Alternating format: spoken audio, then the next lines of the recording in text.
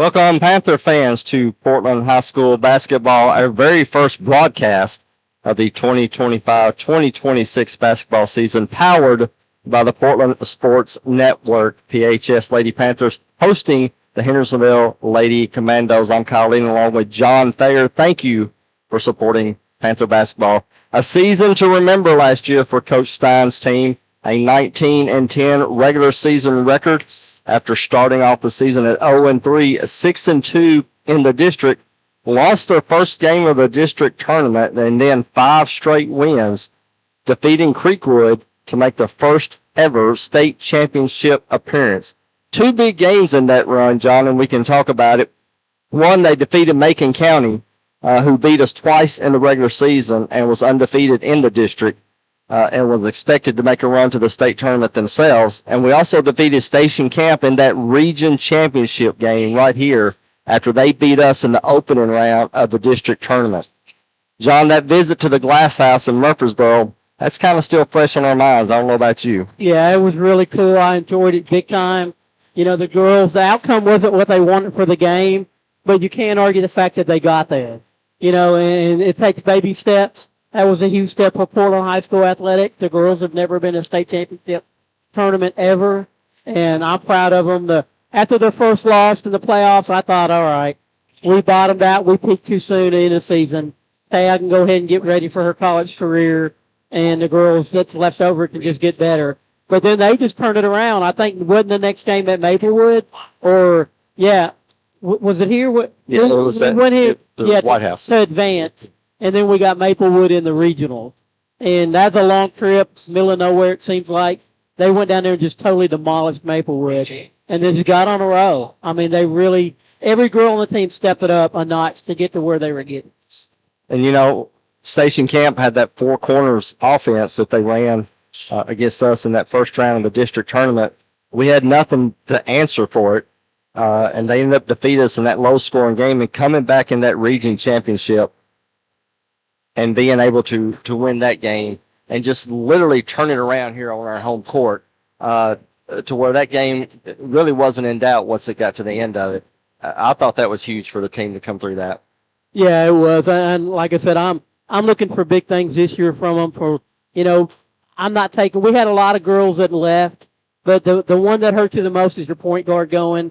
So to me – with all the length that we had coming back, that was what was going to scare me coming in this year for sure. But I'll never forget the state championship run, or not state championship, but state tournament run. I've got the little access badge here that we got. I'll always carry it with me on my clipboard broadcast bag that I carry around. I'm proud of that. You know, you just can't forget it. But you know what? I've got a saying that I always say, is so what, now what? So that was last year. We're never going to forget it for sure. I'm sure they'll have a banner up eventually if they don't already with that state tournament appearance. I think that justifies the banner for sure. But we got to move on to this year and see what we can do. And you mentioned 4-year starter Taya Totten, 1,000-point scorer, leader of the team.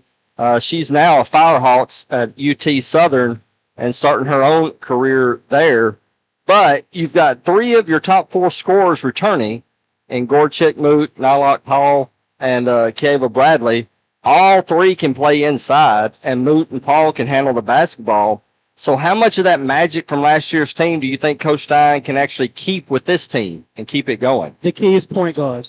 How that handles, you know, on paper, I'm not telling the coach what to do, but I'm opinionated. You know, you don't want to put any of your 3 post girls, you know, Paul. You know, we only learned to call her Paul at the end of last year, if you remember right. So that's going to take me, Newton Bradley.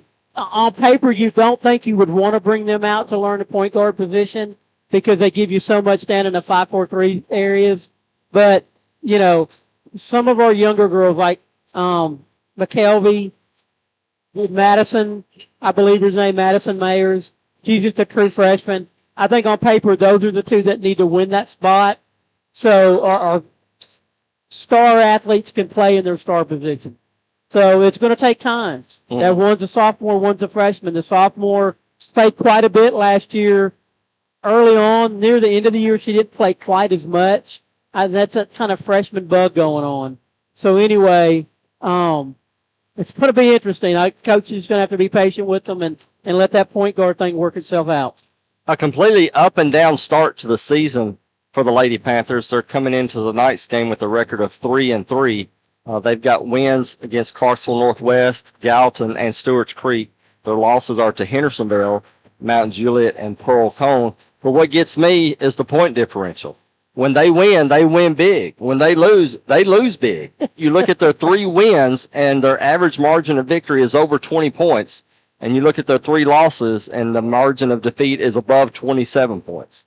So you kind of know by the end of the first quarter so far how the game is going to end up. So right. And this is got to one of have a those little games, bit of consistency, I guess, this is going one on of there. those games we got beat by 23 points down in Hendersonville. Yeah. So, they've had, 5 games to see how that handles. So that's going to be interesting. And the defense was there against Hendersonville. It was just the offense was just not in sync. A lot of things that went on in that game. Less than 30% from the field, the Lady Panthers shot. 29 turnovers in the game. Only took 1 trip to the free throw line, and that was by Gorchek Moot. She was 2 for 2 from the line.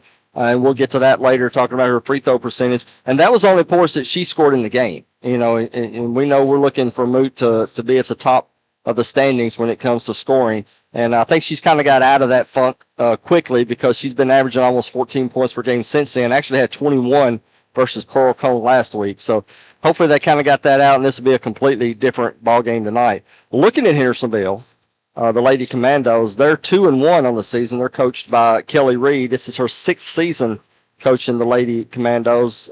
She's a former Springfield girls coach. She played at Tennessee Tech in her college days. Part of the undefeated Clark Range State Championship team from back in 2009. Clark Range is the real deal.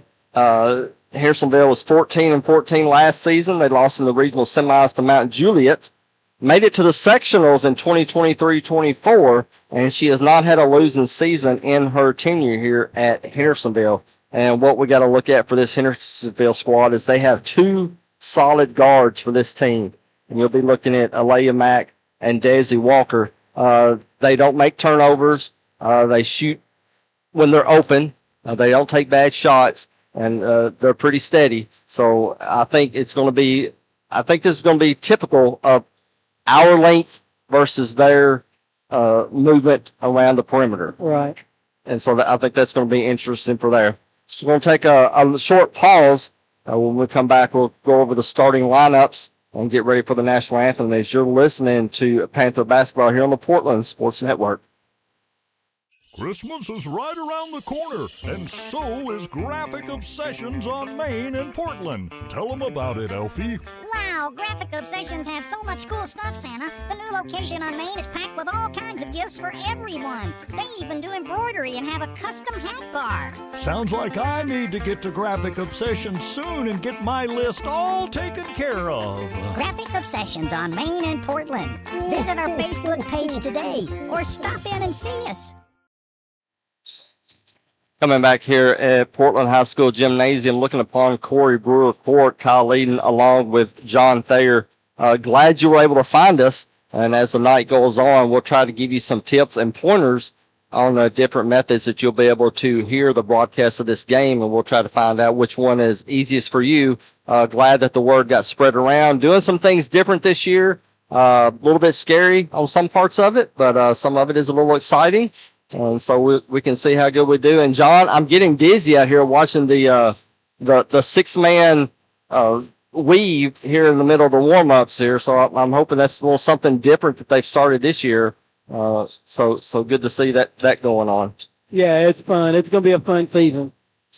We'll go over the starting lineups, and we were told this was subject to change on the Hendersonville side, so we'll have to maybe go back and correct ourselves. But right now, as it stands, for the Hendersonville Lady Commandos coming in here with a record of 2-1, again coached by Kelly Reed in her 6th season. And they'll have 3 seniors and 2 juniors, a veteran lineup for this team. And they'll start off with junior Sydney Hines, junior Tatum Taylor, senior Mackenzie Brown, senior Alea Mack, and senior Kendall Fripps. And looking on the Portland Lady Panthers, coached by Scott Steinbracker in his 7th season. 3-3 going into tonight's game. And they'll have 3 seniors, a junior, and a sophomore starting tonight. Senior Story Russell, senior Nalok Hall, senior Kieva Bradley, junior Gorchek Moot, and sophomore Addie McKelvey. And interesting, John, you mentioned in the point guard situation, you talked about Maddie Mays. I can remember last year doing the East and West middle school basketball game, and we sat there and we watched Madison, and we said, wow, you can kind of pick them out pretty quickly. And say, I know, and you was like, I can't wait till she gets to be a junior or maybe even sooner. You could tell in the 8th grade level, she knew how to handle the basketball, and she knew how to run the team from that point guard position. And we've seen, as we've looked at some of their stats and looked at some of the game film, she's already got playing time. So there you go. That may be Coach Stein saying, you're a freshman. I did this to Addie last year. I may do this to you this year. Let's see how you handle the situation. So I think Addie, of course, starts out in that position to start out. But this is the time of year, though, that you use that. You bring in those players, and, hey, I'm going to put you in these situations. Let's see what you can do. I'm going to give you some minutes. Not going to say the games don't matter because I want to go undefeated. But you've got to find a time to see what these girls can do so that when you hit district play, I know what my rotation is going to be, and I know how this group of people reacts against this style of play. I don't think Coach Stein cares about his record. I really don't, because he knows what he needs. He wants to go back to state tournament. That was fun, right? So he's accomplishing himself enough now. The community knows, hey, this guy can coach. I don't care what kind of talent you got to have a coach to get you to state tournament. And so last year, not that there was a gorilla on the shoulder, because we got a lot of coaches up here who's never been in a state tournament. But if anything, that's going to get the gorilla float off his shoulder. He don't have to worry about records anymore. He's got to worry about postseason. So if he loses half his games this year, or even more, making sure his point guard situation is taken care of, that's what he needs to do. And he's going to lose games because of the youth of our point guards. They're absolutely going to get devastated in some of the games. But until they get devastated, they can't grow from it. All right, and we're going to now turn it over to a public address announcer, Michael Carter, as we'll have the national anthem. And then we'll go ahead and stick around as they go ahead and produce the starting lineup. You're listening to Panther Basketball here on the Panther Portland Sports Network. Let's join them for Portland High School.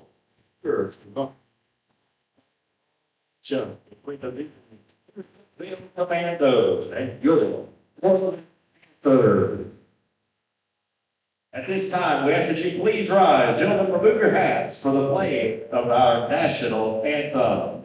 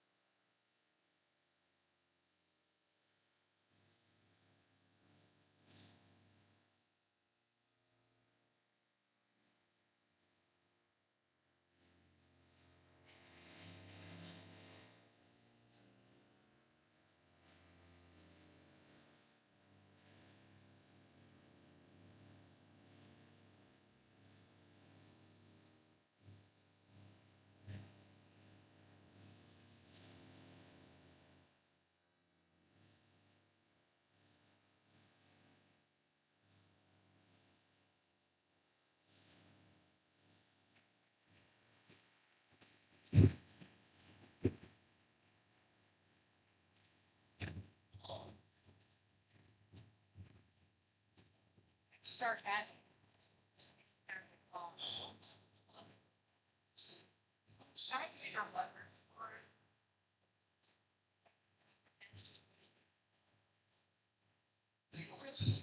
And now it's time to meet the starting five. First for the Hendersonville Lady Commandos. Number 3, Sydney Hahn. Number 10, Taylor.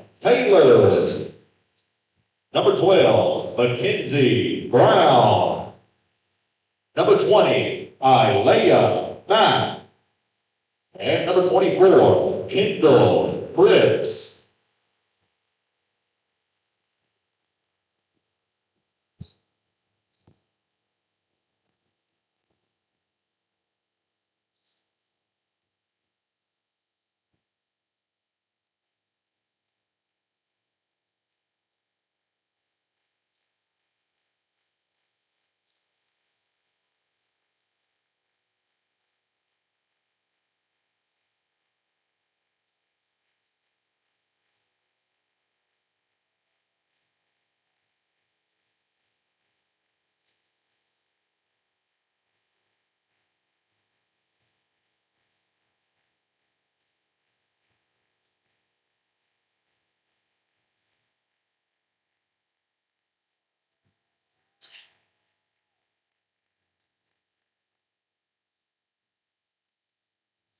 And now, pay attention. It's time to get on your feet and make some noise as we reach the starting line for your Lady Panthers. Starting at point guard, a sophomore, number 12, Henderson. Starting at forward, a junior, number 24, Gorchek. Starting at forward, a senior, number 31, Kieva Bradley. Starting at guard, a senior, number 0, Story Robinson. And starting at forward, a senior, number 23, Nyla Paul. The Panthers are led by assistant coaches Misty Brown and Brianna Gillen, and the head coach, Scott Steinbecker. As players get set for last-minute instructions for their coaches, and they'll get started up on the center circle and face off against each other right on top of the Panther head. We want to look at current statistical leaders for the Lady Panthers coming into tonight's game. You got 3 players in double-digit scoring, John, led by Kieva Bradley, averaging over 13 points per game, leads the team in rebounds at 7.3 a game. Also leads in field goal percentage at almost 60% clip. Powell has over 12 points per game, and Moot also has close to 12 points a game. As they get off in the center circle, it will be Moot going up against Taylor. As everyone gets situated, we'll get set up. I want to thank everybody for joining in tonight's game. There's the tip, controlled by the Panthers, and Bradley will go ahead and take it towards the offensive zone, and she'll hand it off to Powell, over to McKelvey. 3-man weave, move into the lane. Left-handed shot is no good. Rebound by the Lady Commandos. Yeah, seems it's a tad bit out of control there. Lady Panthers on a man-to-man defense, wearing their home whites. Purple trim, purple lettering. As they get set up on the far side is Mack. She gets double teamed at the top of the key, and they're going to call a reach in on the Lady Panthers. So first game foul, first team foul, first personal foul. They'll go against Miss Gorchek Moot. Yeah, that's one of those deals there so early in the game. You want to kind of change that a little bit where you're not reaching in. Let her come to you more to say. Hines will back up to the volleyball line, being guarded by McKelvey. And she waits for the offense to get started in that motion, and she'll pass it off to the right-hand side to Brown. Brown being guarded by Powell. Brown can't shake her. Back to the top of the key for Hines. Over to the near corner. As Lady Commandos looking for some inside flashing openings, and nothing is there. And Hines will back it up and start all over again. Makes her way towards the left-hand side. She'll hand it off to Mack. Down low to Taylor. Spin move. Left-handed shot is missed. Ball is tipped in the air, picked up by the Commandos. And they'll start it all over again. just starting this basketball game. 0-0 is your score, and that may be another foul on the Lady Panthers. That one's going to go against Nylock.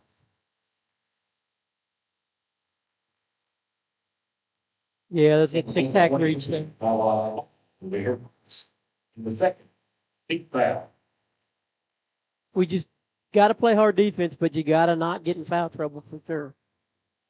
Minute and a half gone here in this first quarter. Commandos leading in the possession game as they've been on this side of the court for the last minute. Into the lane goes Cripps. Bounce pass to a cutting Taylor. Over to Mack. Mack makes the layup. So the first points go to Hendersonville. They're up 2-0. Full court pressure by the Lady Commandos. And Story Russell is able to grab it in the offensive zone, and they'll get started on the offense. Tipped away by the Commandos. 1v1. Moot on the defensive end. She stands tall, and she allows the layup. Moot already with the foul. Yeah, my problem with that, though, is early on, we had two nitpicking fouls calling us. They went all the way through us on that steal. That should have easily been a foul the way they called early fouls. Moot down 4-0 early. Panthers are going from left to right as Russell will take a three. First shot is off. Offensive rebound tipped out by Bradley. Now Moot fakes the three, goes down to the lane to the left-hand side, and she gets fouled while shooting. Excuse me, that's Nylock that'll go to the line. Foul ball again. Take a Did a good job of putting the ball on the floor and going to the hole. Nylock is struggling from the free throw line so far this season, but she'll get two here, and she makes that first one. Substitutions for Coach Stein as the freshman Madison Mays will come in from McKelvey. And the second free throw rims out, knocked out of bounds. It'll stay with the Lady Panthers. No, after I thought they said it was talking, our ball. they've decided to. Nope, it will be the Panthers. That was a good job of the officials coming together and trying to work that out. Ariel Lindsay comes in for the shooter. Lobbed into Moot, turns around, misses one off the glass. Mack with the rebound. Gets it taken away, ball on the floor. If there's a scramble, and Hendersonville is able to come up with it, and they'll call traveling, though. Can't move around on the ground when you have the basketball in your hand. You normally don't supposed to. We've seen otherwise. Yeah, we've seen a couple 360s before not called. Mays will start this offense. Over to Moot. Moot turnover. Hendersonville has it. Ball is loose again, and there's a scramble. And they're going to call jump ball, our first tie-up of the game. Possession arrow stays with Hendersonville. Yeah, our spacing wasn't real good on that pass there. It was too easy for them to come out and pick that thing off. Another freshman in for Coach Stein, as Coach Steinbacher will call timeout. Bailey Sharkley coming in for the Lady Panthers as Moot takes a seat. So 4-1 your score early on here, and really, it's just possession. Hendersonville had several opportunities at the basket on that last go-around, and then the turnover by the Panthers here, right there, right across the midcourt line, gave them kind of an easy bucket on the other end. Other than that, the defense is playing well. Just got to get some shots to go down. Yeah, we're playing hard on defense. I hate to see Paul and Moot foul early. One of them was kind of a reach-in kind of deal, so they need to try to back off a little bit because them being in the game's absolutely critical. So, we'll clean that up. But the only thing I had a problem with is a couple of possessions later, they went right through one of our girls for a steal, and they didn't call anything on it. So if you're going to call ticky-tack fouls, you got to call the going through people fouls. Coach Brown was talking to us before the game, and she said, you better get used to the word rotation because they're going to go deep on the bench, and they're going to move everybody around pretty often. And so far, that's been the case. As Desi Walker, the freshman, comes into the game for the Commandos as she leads the offense. Gives it up to the high point area to Taylor. Taylor hands it off to her teammate over to the far corner, Brown. Back out on top is Walker. Bounce pass again to the elbow to Taylor. Shot from the three-point is long. They called And a over whistle. the back on them. go against the Commandos. Did a good job of getting that blocked out. Like we talked about last year, the most important thing in ladies basketball is the offensive rebounds. You cannot let the other team dominate you on the offensive glass. Zone defense, and they trapped Mays. She loses the basketball. Turnover leads to a basket for the Commandos as Hines gets that one. Yeah, that's that freshman stuff. She's not played against anybody quite as quick as these girls are in middle school. She's got to get used to it, not get intimidated by it, and chin the ball up if she needs to chin it up at certain times. At the stoppage in play, out goes Mays, out goes Russell, in comes Abigail Sanders, and also into the game is Morgan Sales. Hendersonville with the basketball with a 6-1 lead. 3 is on the way. Too hard off the basket. Ball comes way out and picked up by the black and gold. Another 3. That one doesn't make it. Bradley almost gets the rebound. Saved by Sales. He doesn't need to pick that dribble up right there. Lindsay back to Sales. Having trouble getting across the timeline. Sales goes to her left. That's a reach. Gets the ball knocked out of her hands. 2-on-0. Missed by Mack. And the putback, though, as Walker is right there. Ball is tipped on the inbound. Hendersonville picks it up, and they'll again get another layup as the Panthers can't handle the pressure right now. As Bradley gets the inbounds pass almost at the midline and then gets it taken from behind. And now Hendersonville again with the basketball in a 10-1 lead halfway through this first quarter. Yeah, we did a good job getting half court, but once we got over there, you got to kind of power dribble and know somebody's coming behind you. Cripps tries to get a bounce pass into the lane. Too many white jerseys in there. Sharklet tips it out. Gives it up to Bradley. Bradley says, I'm going to take it all the way. Does the Euro step and gets fouled. Misses the shot. She'll go to the free throw line. It looked like Bradley said, I'm tired of this mess. I actually was afraid they were going to call a walk. What's that called? A Euro step? It's her first in the third. My son's probably going, where was that 23 years ago? Or 24 years ago? You were wondering that too, aren't you? Yep. Bradley with the free throw makes the first one. Kieva shooting 60% from the free throw line so far in the season. Makes that first one. She was pretty solid on the line last year. I don't remember what her percentage was. Second one rims in. 10-3 is your score. All 3 points from the charity stripe for the Lady Panthers. As the Lady Panthers try to pick up at half court, but wow. Walker is very quick. Spin move, misses a shot, gets her own rebound, puts it up, off again. Jump ball. Possession arrow goes to the Lady Panthers. I like Lindsay getting in there mixing it up, though. You got to be tough. When a team's playing you like this, you can't shy away from the contact. You got to go looking for it. Paul and Mooch still on the bench for Coach Stein, each with 1 foul each. Sanders with a floater from the baseline, goes in, gets fouled. She'll go to the line for an and 1. Good job moving the ball, getting it up court, and obviously when there's traffic you like that, there's going to be somebody open if you can break it. That little set play from the press was set up by Kieva Bradley. Misses the free throw, bounces out of bounds. It'll go to Hendersonville. Bradley's so good on the rebounds, though. That's the second time this game when we were shooting, she was in position to get the rebound on the free throw line. And that takes a lot of toughness and quickness. 10-5 now, Hendersonville lead as the Panthers have cut it in half. Paul back out on the court for the Lady Panthers. Down low, taken away by Lindsay in the low post. Tries to get it over to Paul. Paul wasn't ready for it. And they'll go right back to the Lady Commandos as Lindsay will take a seat. In comes Sharklet. Really, really good play there on her part. Then she just kind of freaked out a little bit, trying to get rid of the ball. She just needs to take a deep breath and wait till something happens. Baseline out of bounds for the Lady Commandos off into the corner. Covered by Sharklet. Back out on front goes Walker. Walker looking at Coach Reed, setting up the play. Under 2 minutes to go here in the first. A little crossover dribble in the lane. Passes it off to the three. On the way, no good. Rebound goes right to the Commandos.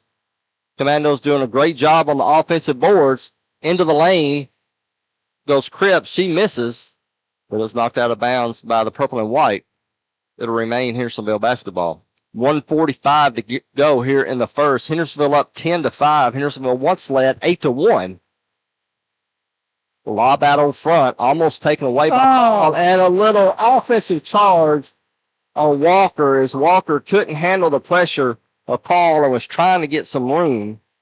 And that was just a little too obvious. And so the freshman will actually have to take a seat on that one. That's the 5th team foul on Hendersonville.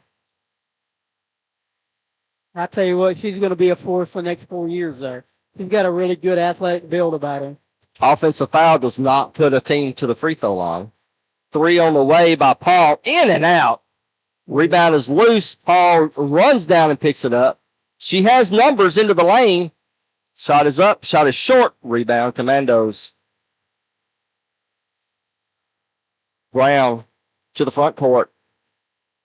Eludes 2 defenders over to the left wing. As Mack tries to go towards the baseline. Left-handed shot bounces off the rim. Bradley's able to corral the rebound. She has 2 Commandos covering her. And they'll call a jump ball. Yeah, we did a good job on the blocks. We just got to chin that ball up out of there. Possession will go back to Hendersonville.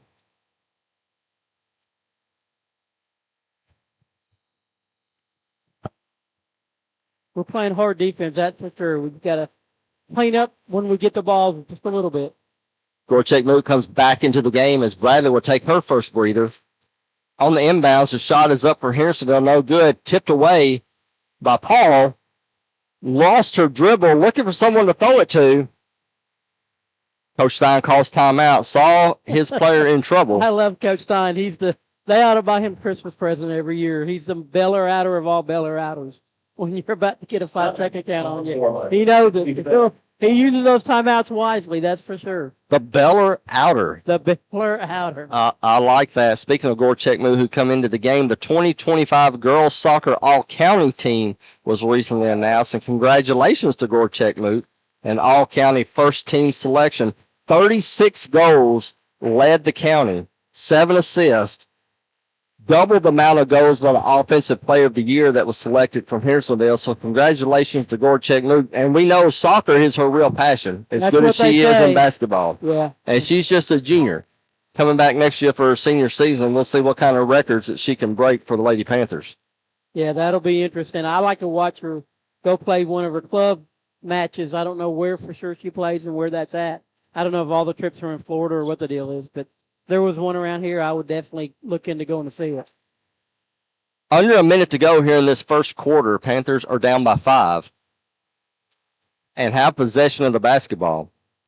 Good news in that is that Hendersonville has laid off that full court pressure for the time being. So McKelvey will be able to get into the front court with ease. Well, extended 2-3 defense for Hendersonville as the Panthers get stuck in a trap in the zone right away. Yeah, it was real effective early. Then we broke it a couple times in a row. So I think they're figured they'll pull it back out if the game gets kind of tight. Ball was knocked out of bounds by Hendersonville. It remained Lady Panthers basketball from the far sideline. Paul will inbounds. Gives it to Newton, who gives it right back to Paul. Lazy pass at the top of the key, almost gets turned over. Sharplet now at the free throw line, gets it to Paul, goes down the lane, whistle is blown, and they'll call a defensive foul on Hendersonville, and that'll send Paul to the free throw line for 2. Foul call for 12, Mackenzie Brown, I think her first. First foul on Mackenzie Brown. In the double bonus are the Lady Panthers. Short on that first one is Paul.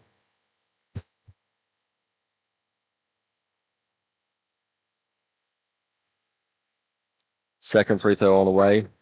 And that one's no good. Rebound is knocked out by Hendersonville, though, so the Lady Panthers will keep possession with the baseline out-of-bounds play coming up.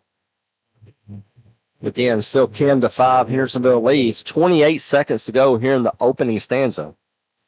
Lob into Moot. She gets it at the elbow, takes a dribble back to Paul for a three. It's short. Looked like it was partially blocked. Rebound by Moot. Up, no foul. And then Paul comes in for the rebound, and she'll get a reach-in call against Hendersonville.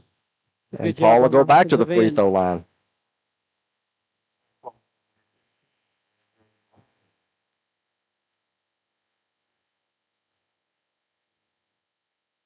That free throw is short. Paul talking to herself, trying to get psyched up on the second free throw. Chance for the Panthers to cut it to 4. That one is long, tipped out. Hendersonville picks it up. Picks up her dribble, tries to throw it away. Picked up by Paul. Flipped over to Moot for the layup. A no-look handoff to Gorchek Moot, who was streaking down the lane, makes it 10-7. 5 seconds to go. 3 seconds. Hendersonville trying to get a shot off from 3 at the buzzer. No good. The Lady Panthers once were down 8-1. They hit a streak.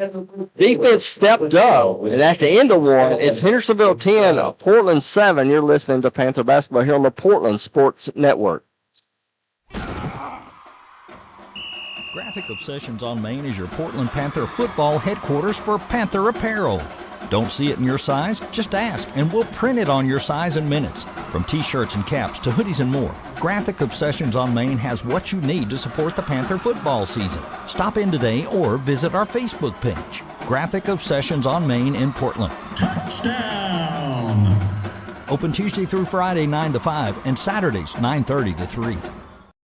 Graphic Obsessions on Main is in a larger space and has more to choose from than ever. Tons of Panther designs we can print in minutes. Tons of inventory you can grab right off the rack today. And the amazing new hat bar, where you can customize your own hat. See a design you love but not in your size? We'll print it in just minutes. So many unique gift items right in the store. With the holidays fast approaching, remember, shop early at Graphic Obsessions on Main in Portland. Coming back to the start of the second period, Lady Panthers will have possession. Sharplet, Paul, Moot, Bradley, and McKelvey will be in the lineup as Coach Stein is going with the bigs here in the second quarter against this zone defense of Hendersonville. Going to start out slow. Paul was trapped. She slipped. And they'll call traveling. Yeah, we've got to get used. They definitely like to be physical with us. We've got to do something about that for sure, or just get used to it. Paul will come out. Mays will come back in for her second appearance in the game. So now we're going 2 guards, 3 forwards. As Hines goes to the far side, hands it off to Brown. Tries to bounce pass down low, gets knocked away by the Lady Panthers, picked up. McKelvey's going to push the pace. Gets to the 3-point line, picks up her dribble, finds Mays. Mays throws it back to McKelvey. McKelvey looked at the 25-foot 3, decided against it, over to Moot to the baseline. Swings out in front. Mays for a 3, off the front of the rim. And McKelvey, did she save it? No, they'll say it was off. Her foot was on the line. She had knocked it off the leg of the Hendersonville Lady Commando, but she was out of bounds when she done it, so the Commanders will have the basketball in that first quarter. Gorchek Moot, Kieva Bradley, and Abigail Sanders all had 2 apiece for the Lady Panthers. A little weave action for the Lady Commandos as Cripps goes down low to Taylor. Taylor tries a spin move, guarded well by Sharplet. Back out in front for the 3, off the back of the rim. Rebound to Sharplet. And she'll hand it off to McKelvey. Lobs it up ahead to Moot. Moot says, everybody go ahead. I've got it under control. She stops at the 3, takes the 3, but it's short. We'll go back to Hendersonville. 10-7 is your score. Hendersonville leads. Hendersonville won by 20. In the first matchup, which was the first game of the season for the Lady Panthers, on the Lady Commandos' home court. Panthers looking to right the ship on this direction. as Mary Grace Wiley puts a move. After the three, shot is good. Whistle is blown. And we'll see which direction they'll go with it. Looks like the shot will count, though.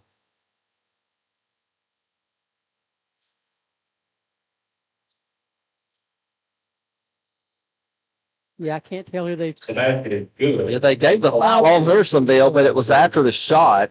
Push underneath the basket. Yeah, when she was blocking that, trying to get position. So the Panthers, Can't go all of a back. sudden, another full court pressure, and the Lady Panthers were not ready for it, gets knocked out of bounds. So we'll try it again as Story Russell is in the game for Coach Stein. 3 guards out on the floor, lobs it into Mood, a dangerous throw back to Russell. Russell tries to cross over, gets across the lane, gets it knocked away from behind. McKelvey picks it up. She's trapped, and they'll call reach in on the Lady Commandos. Got a little handsy with the double team. That'll be her first and the second team foul. First foul on Mack. Already 2 team fouls for Hendersonville. 2 minutes gone here in this second quarter. Hendersonville up 13-7.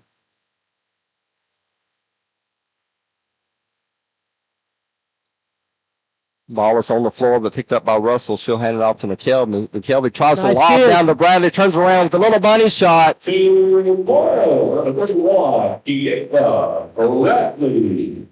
McKelvey did a really good job of cleaning that.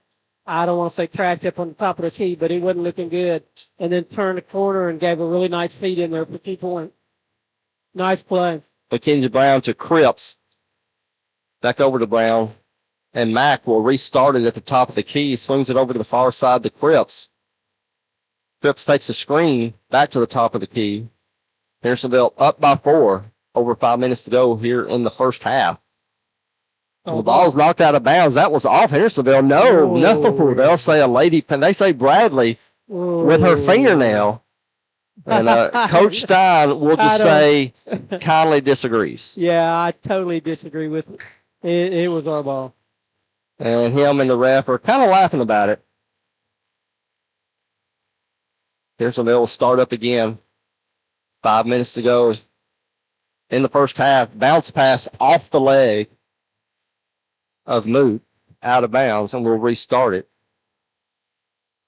Timeout is called by Hendersonville. We'll remind everyone Portland West will be playing against Merrill Hyde on Thursday. Varsity girls game begins at 5:30 p.m. with the boys starting immediately afterwards. Admission is $5. Go and support your middle school athletics. Portland East traveling this Thursday as they will visit Ellis Middle School. And both teams, girls and boys from East and West, did not have a good night last night as East had traveled to Knox Doss, West had traveled to Westmoreland, and neither team were able to come back with a victory. Hoping to restart it now. Speaking of, we did the middle school game about 2 weeks ago, John, and saw a couple of players that we expect to see here on Corey Brewer Court in a couple of years. Yeah, there's no doubt. Both teams has well stocked with some good-looking athletes, girls and boys both. Coaches got a lot to look forward to coming in the near future. Was it a couple weeks ago? It seemed like a month ago. Hendersonville will inbounds into the backcourt. Sydney Hines will bring it to the front court, guarded by McKelvey. She'll hand off to Brown, and they'll call a reach in on Bradley. Bradley tried to crash through the screen. Yeah, she doesn't need. She's just so good defensively. She doesn't need to do cheap fouls like that. That is her first foul of the night. Hendersonville trying to extend this 4-point lead. 2-guard front for Hendersonville. Bounce pass to the free throw line to Taylor. Taylor looking around for an open teammate. Gets it off to Cripps. Cripps goes down to the lane, takes a 10-footer. It's no good. Moot with the rebound. Passes it up head to Bradley over the top. Bradley takes one dribble and defended well by Hendersonville. She has to give it up to McKelvey, who's double teamed. Bounce pass over to Bradley. Swings it around. There was an open Lady Panther, but they couldn't get around in time. Spin move by Moot, but the ball does not go into the basket. That's a pretty move, though, no doubt. McKelvey did a good job of getting the ball under control and not getting trapped in the corner. And the more time she faces that, the better she's going to get. Mack tries to go to the baseline, gets cut off, tries to spin move on Moot. No good. Moot with a good box out, gets the rebound, dribbles it up ahead. She's going to try to go full court with the up and under move. No good. No foul. Hendersonville with possession and the 4-point lead. 3:45 to go here in the second quarter. Yeah, she was out of control there. If the lane's not there, turn it back around and set a play up. McKelvey on the point guard, Hines. He gives it up to Cripps. Backdoor baseline to Mack, but she misses the short jumper. Rebound to the Lady Panthers, and they got a chance to cut it to a one-possession lead as McKelvey hands it off to Moot, and Moot will play point guard in this possession. 1-4 setup for the Lady Panthers. Bradley now comes out in front. Bradley over to Russell. Russell goes towards the baseline. Bounce pass in the paint to Bradley. Turns around, lays that one in. A nice little 5-foot jumper for Kieva Bradley. Yeah, Leads all scorers for the Panthers with 6. Ball feet was a little low, down on around her knee. She went down and got it and did a great job of muscling up through and getting a good shot off. All of a sudden, it's 13-11. Hendersonville with the lead. Panthers looking to try to tie it up or get the lead before going to halftime. What a momentum changer that'll be. Swung around to the outside for Hendersonville. The 3 is missed, but the rebound by Hendersonville, who went through 3 Panthers to get that rebound. Top of the key, Cripps. That one goes in from 3. Kendall Cripps with her basket of the night comes from behind the 3-point arc. It is now 16-11 Hendersonville. 2:15 remaining. Can't give those up. McKelvey picks up her dribble over to Russell. Russell was going to go back to McKelvey. It was jumped by Hendersonville, so she keeps it. Pass down low, tipped away, 2 versus 1 Hendersonville. One too many passes, but they get bailed out with a foul as Charlotte would get called for the hack across the arm. As Mack tried to pass it back to Cripps, and Cripps was underneath the basket when she got it. Went up for the shot and got fouled. So she'll have 2 at the free throw line. Misses the first one long. End of the game for Coach Stein as Morgan Sales and Madison Mays. Out will go Charlotte and Moot. Under 2-minute mark here in the first half. Second free throw, that one does go in. 17-11 now is your score. Mays into the front court. We need to take our time, set up good shot. Can't have those kind of turnovers out there. Tipped away by Hendersonville, safe from out of bounds, back into Hines. Hines into the front court. Takes a couple of steps, tries to go to the opposite baseline. It's taken away by Sales. And Hendersonville will get called for the reach in. Sales did a good job of rotating in and getting that steal. Only the 3rd team foul for Hendersonville, so the Panthers will have to inbounds and go full court. Lindsay comes in for Mays.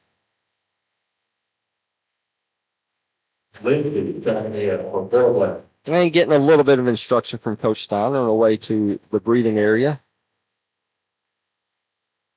Panthers down by 6. Russell with the basketball. Tries to go around 2 defenders. Does. Hands it off to Sales. Sales picks up her dribble. Back to Russell. 1:20 remaining. Lady Commandos are double teaming the ball carrier. Need to drive and push it to the middle. Pass is tipped away out of bounds. It'll remain Panther basketball. Lady Commandos doing a good job of getting the arms in the passing lane, especially from that double team. McKelvey, the sophomore, will try again. Over to Sales. Sales gets it knocked away. Ball on the floor. And there'll be a tie-up. And possession arrow goes to Hendersonville. Bradley did a good job there. Tying that thing up and getting the arrow to switch sides. Sales is out. Charlotte is in.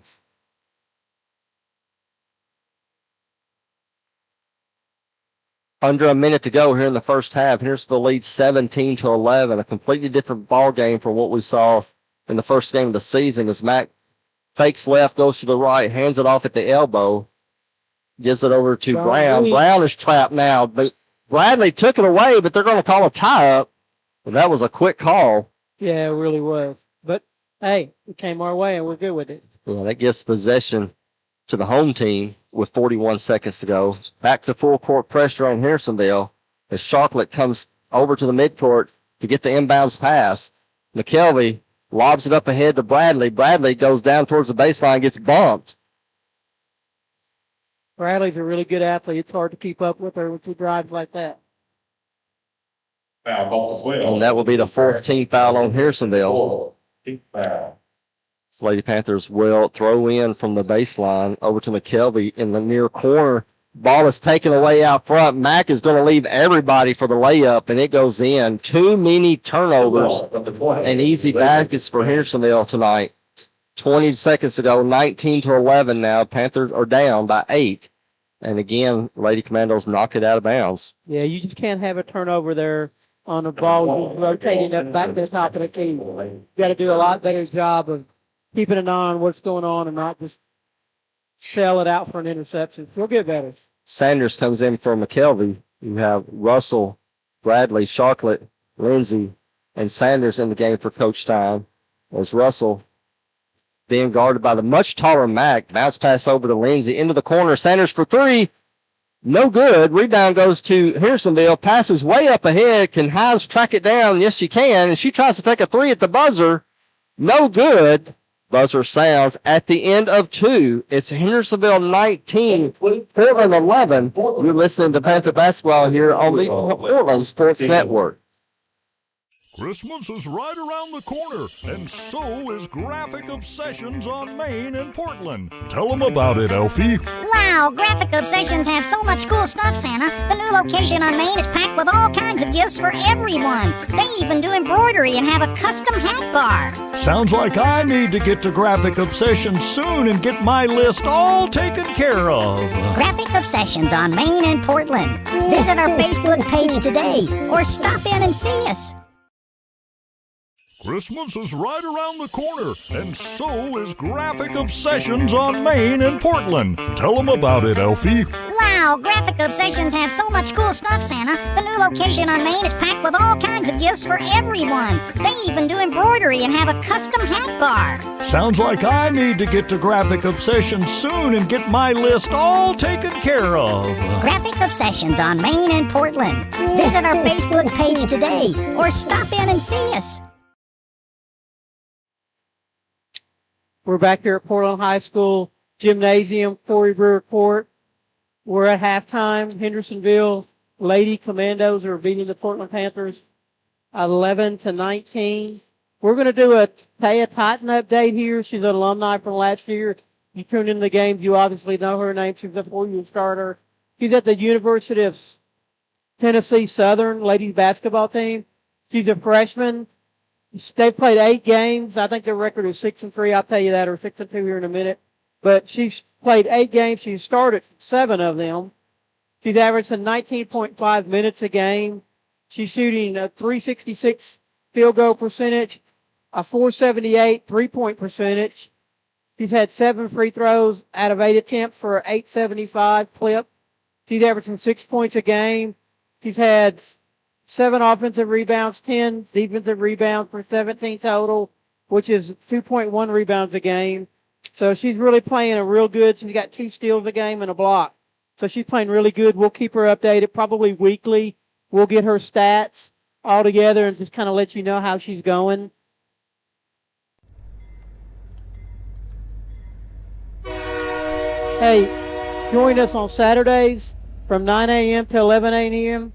Portland Sports Network for Off the Rails. Miguel Amadeus, Kyle Eden, and myself will be there. Sometimes we have guests. Sometimes we don't need guests. We're our own guests. We have a good time. We talk about local high school sports. We talk about college football. We talk about high school sports in the whole state of Tennessee. We've got state football championships going on this weekend, actually starting Thursday at 11 a.m. I'm actually going to be at that game, Franklin Road Academy against BGA. So when you join us Saturday, you'll hear the update. Our next broadcast, Portland High School basketball, is going to be Friday, December 5th, 2025. We got Gallatin High School here in town. We're going to get on the air about 5:50, give or take 5 minutes one way or the other.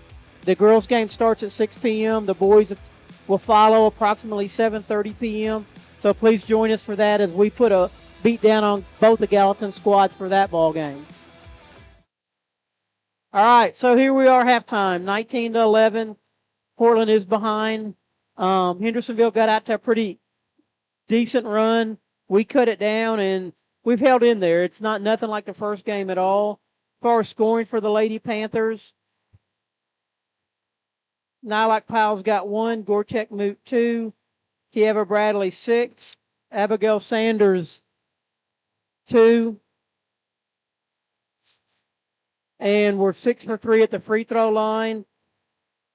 Getting used to these stats again. Nylock Powell's got 3 rebounds, 1 steal, 1 assist, 1 turnover. Or Paul, I'm sorry. Gorchek Moot's got 3 rebounds, 2 turnovers. Kieva Bradley's got 2 rebounds, 1 assist, 1 turnover. And Story Russell's got an assist. Madison May's got 2 turnovers. Lindsay's got a turnover. Morgan Sells with 3 turnovers, 1 rebound. And Paisley Thompson's got a turnover. So as far as Hendersonville goes, Cindy Hines has got 2 points. Tatum Taylor with 3. How do you say her first name? Mac with 6. Alea. Kalaya. I love the way you say that. Alea. Alea. Mac with 6. Kendall Cribbs with 4. Mandy Riley with 3, or 2, excuse me. Desi Walker with 2. I've got them for 1 for 2 at the free throw line. So that should round it out to a 19-11 lead for Hendersonville High School. So, Kyle, what do you think of the first half?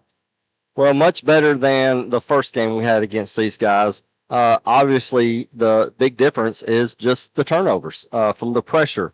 Too many times the turnovers are coming in the open court so that there's an odd man rush to the other end, and we're just unable to stop that.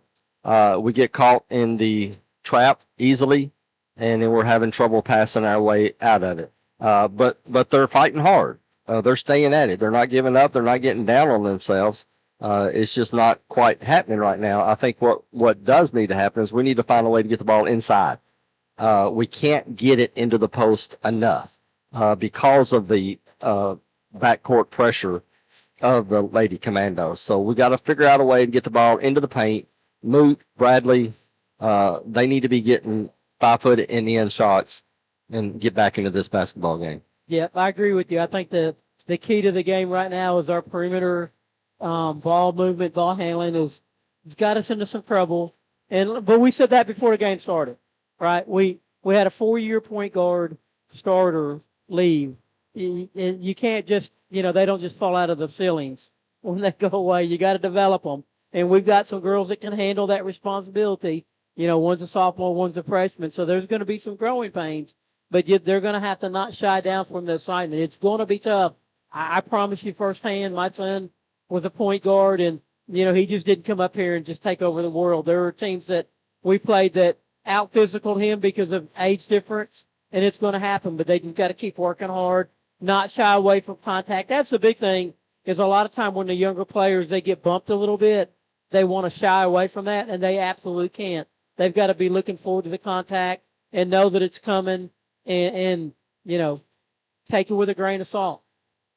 So, John, I want to talk a little bit about we've went to an online platform now, and I think the word has gotten out pretty good. I know there's been a lot of Facebook posts and this and that and the other of people trying to let everybody know what's happening, what's going on, the changes are being made. But let's talk a little bit about the different ways that people can listen into the broadcast. I don't know how everybody's listening to it now, but we'll try to tell what we know, and this will expand as the season goes on, as we're coming up with new ways to get everybody connected into this post area.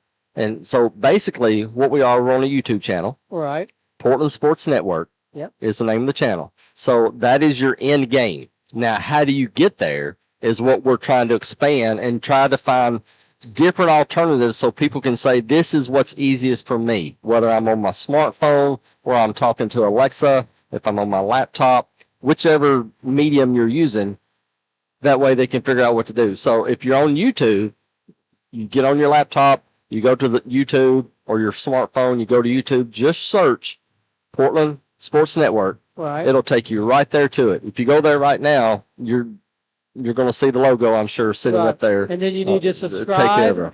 and you need to like, and then that way you'll get alert from when we ever do anything. Mhm. And I finally learned how to do a test that I don't alert everybody, which made me nervous. I thought all you had to do is go private, but somebody said I did it, and I'm not going to throw them under the bus because there's a lot of stuff we're learning. I didn't do a lot of YouTube before this. So, now that I know you could do private for the last 2 days, I've probably done 20 broadcasts just to test, because what you got to deal with is the audio situation. When I'm doing it at my house, just practicing, it's quiet. You can hear a pin drop. You can hear my kitty go meow. If my kitty was in this gym, you couldn't hear my kitty say anything. So you're learning all that as you go. So how loud do you need to have the commercials? How loud is all that kind of stuff? So once we get all those bugs out, commercials here need to be loud, and they're going to be when we do our Saturday show, because it's quiet in the Saturday show. So once we get all those metrics in place and have those set up, it'll be the same all the time. The key is what we were worried about is making sure people could link into us. What we're working on today is, and Brian Barry's helped out a little bit too, because we were talking today about a website. People my age, and yeah, I'm 65, almost 66, by the way. We grew up in the electronics age. It was more getting into .com stuff, right? How do you sign on? What website are you at? And then we've gotten away from that through the years with Facebook and Instagram and TikTok and all that kind of stuff. So I think our website's going to be really cool, because once we get that out to you, all you got to do is go to the website, which most everybody knows how to do, and there'll be a link right there to click on the game. Players out on the court. We're getting started for the second half, and we'll flip the court. And the Lady Panthers will start out on defense to begin this third quarter, down by 8. And it'll be Story, Russell, Gorchet, Mook, Nylock, Paul, Hattie McKelvey, and Kieva Bradley, as the Lady Panthers stay in this man-to-man defense. Switching out on top, though, as Mack to the near side, dribbles into the middle of the lane, tries to do a spin move. She gets cut off. Back out at 3 on the way, and that one falls in for Kendall Cripps, her second 3 of the night. And all of a sudden, Hendersonville has jumped it to a double-digit lead. Tipped away by Hendersonville on the press. Panthers able to get it back. And they'll get a 10-second violation. Took too long, as right away the Lady Panthers could not handle the press of Hendersonville. Yeah, one thing you've got to take care of is when you get halfway through the press, you can't go backwards, because that just takes more time to get back over the line.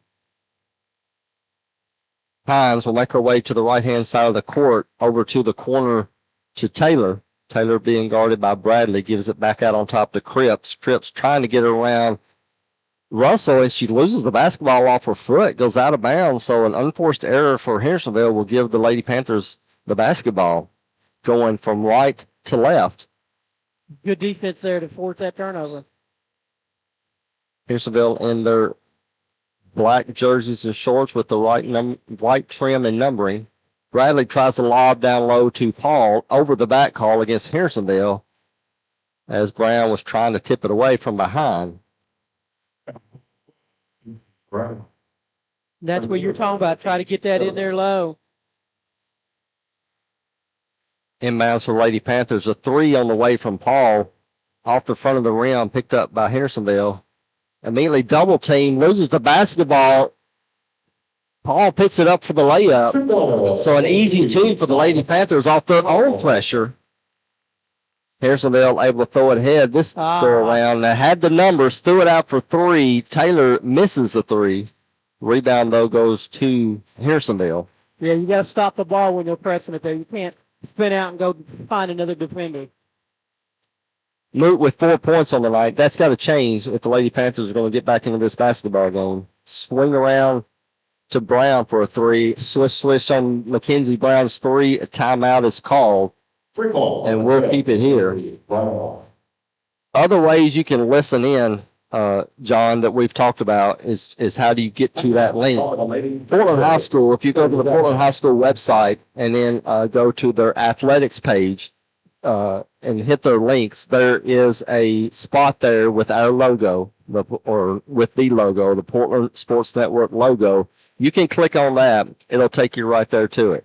If you have the PHS Athletics app, and we'll talk about that sometime during the broadcast today or in the future. If you have the app, it's even easier. You can find the links and hit that logo, and that'll take you right to, on your phone, right to that YouTube page and get it going there. So another way that you can do that is by downloading the PHS app and using the Portland High School website. Lady Panthers with the basketball, they'll have to go full court, down by 12. They once cut it to a 2-point game, and now have seen it slip away. A turnover by the Lady Panthers again, picked up by Mack, and she pushes into the paint, bounce pass in the corner, and the mid-range baseline jumper is good by Sydney Hines, her second basket of the night. Now makes it a 27-13 lead. Paul's going to take a quick three, in and out. Bradley, though, with the rebound. Up and under, gets double teamed, gives it out to Moot. Moot goes into the lane. She'll take the shot, misses it. Tipped away by Bradley. Another offensive rebound over to McKelvey. What a nice pass in between two defenders. McKelvey had the little bunny on the near side. That was a phenomenal throw. And that's the first basket for McKelvey. Reaching foul called on the Lady Panthers as Hendersonville was driving down the lane. Yeah, I think they called it on Paul, did they not? Well, on the 22, not on Paul, but The bad thing about it is she wasn't defending a drive or anything. She was just doing a reach that she got behind. And she's just too important to our team for that kind of foul. She'll learn. Hobbs will inbounds into the backcourt. Mack will start the offense, being guarded by Paul. Takes a screen over to the left-hand side, over to the far corner, Hines. Hines tries to catch Taylor coming into the lane, shoots a three, no good. Rebound McKelvey, inst among the trees. And McKelvey will keep it into the front court. Over to Paul. Paul slips back out on top. Panthers will reset. She goes over to the far side, hands it off to Moot. Moot stops at the elbow, takes a jumper, no good. And Mack with the rebound for Hendersonville. Takes a screen as she goes across midcourt. Almost loses it. Double teamed by the Lady Panthers. Madison Mays knocked it away.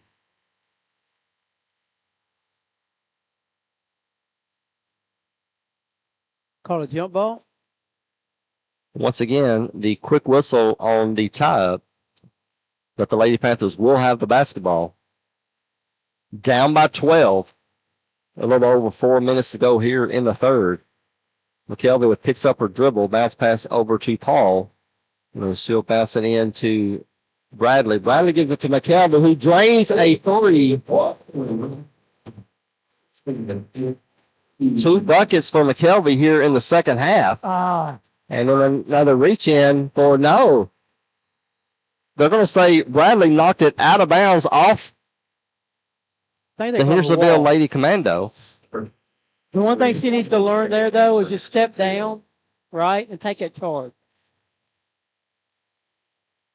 But I'm not sure. I think you're right. They did call a knock out of bounds. Panthers did cut it to 9. McKelvey's going to take another three. That was off the mark. She gets her own rebound. Bounce pass to Paul. Paul goes down the lane, throws it out to Moot for three. No good. Moot trying to track down the rebound, does. A lot of energy showing up down low to Bradley. Turnaround jumper is good. 7-point lead for Hendersonville, and they throw it away due to the pressure of Bradley. And the Lady Panthers have stepped it up here in the last minute and a half.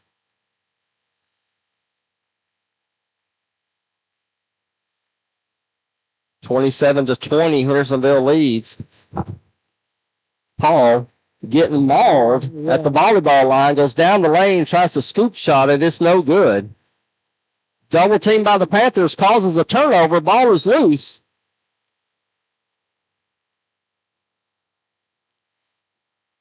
Whistle is blown. Number 22, Jesse Walker will take me back to the lady. I don't know what they call. Maybe they call a timeout, or I don't know. I think it was a tie up again because the possession arrow got switched over. It is now gone to Hendersonville. And then on the inbounds, Lady Panthers did knock it out of bounds. Student body section for the Panthers standing up. They've gotten into this basketball game now. Turnover on the inbounds. Mays picks it up, gets it to Paul for three. Off the side of the rim, picked up by the Lady Commandos. And Max going to take it full court herself. Tries to throw it up ahead. Overthrows her teammate out of bounds. And the Lady Panthers will have possession. Hendersonville, playing the discombobulated game, has seen their lead shrink to 7. Lady Panthers with the basketball. 2:40 to go here in the third. And McKelvey looking over to Coach Stein. And they'll start the play. Mays will take a three on the left corner. Off the mark. Long rebound goes to Hendersonville. Knocked out of bounds by Paul. It will remain Lady Commandos basketball. Inbounds for Hendersonville. Goes to Cripps. Cripps will hand it off to Mack. Mack gets around Paul, gets around Mays, stops 5 feet short, takes a jumper, no good. Moot gets the rebound and gets fouled from behind.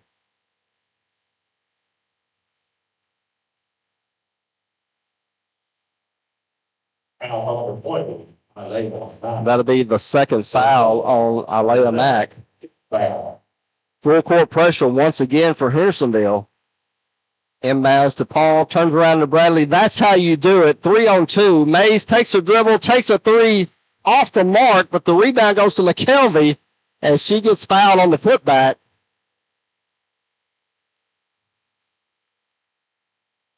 As Hendersonville got her with the body. Lady Grace Riley will get called for that foul, and McKelvey will go to the free throw line. The first free throw of the season for Addie McKelvey, and it goes in. Is that really the first free throw? I believe you. I just think it's kind of hard to believe.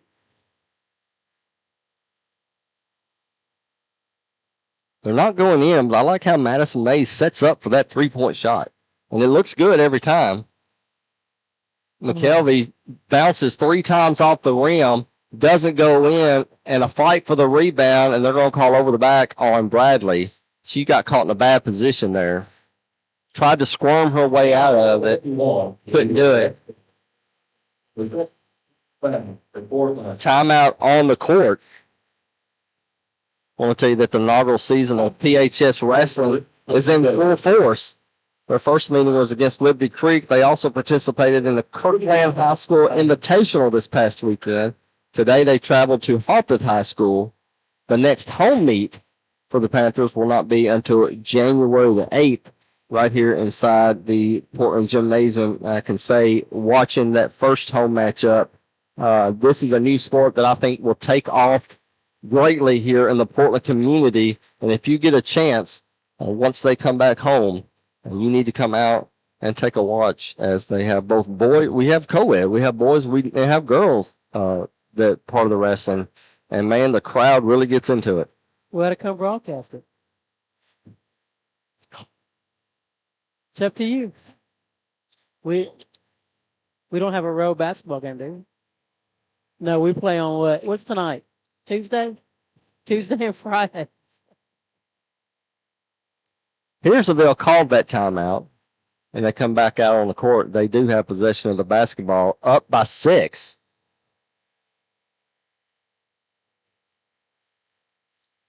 There was a 14-point lead. Pass way up ahead, but defended well by Moot. Scrum on the floor. Hendersonville comes up with it. Back over to 3, over to the corner.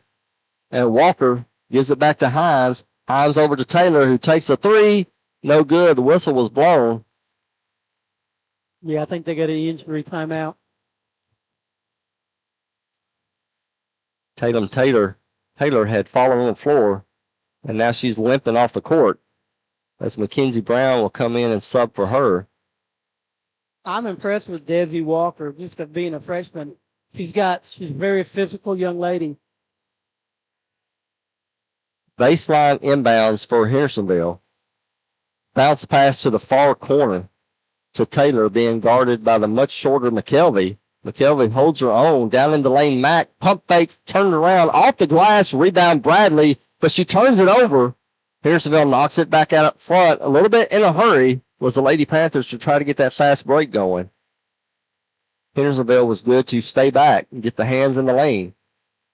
Now Brown out on front to Hines. A minute and a half to go here in the third. Lady Panthers down by 6. Up against this very good Hendersonville Lady Commando team from Class 6A, and they're going to call a reach in from behind on Moot. And I don't think there was any contact. It was just the action.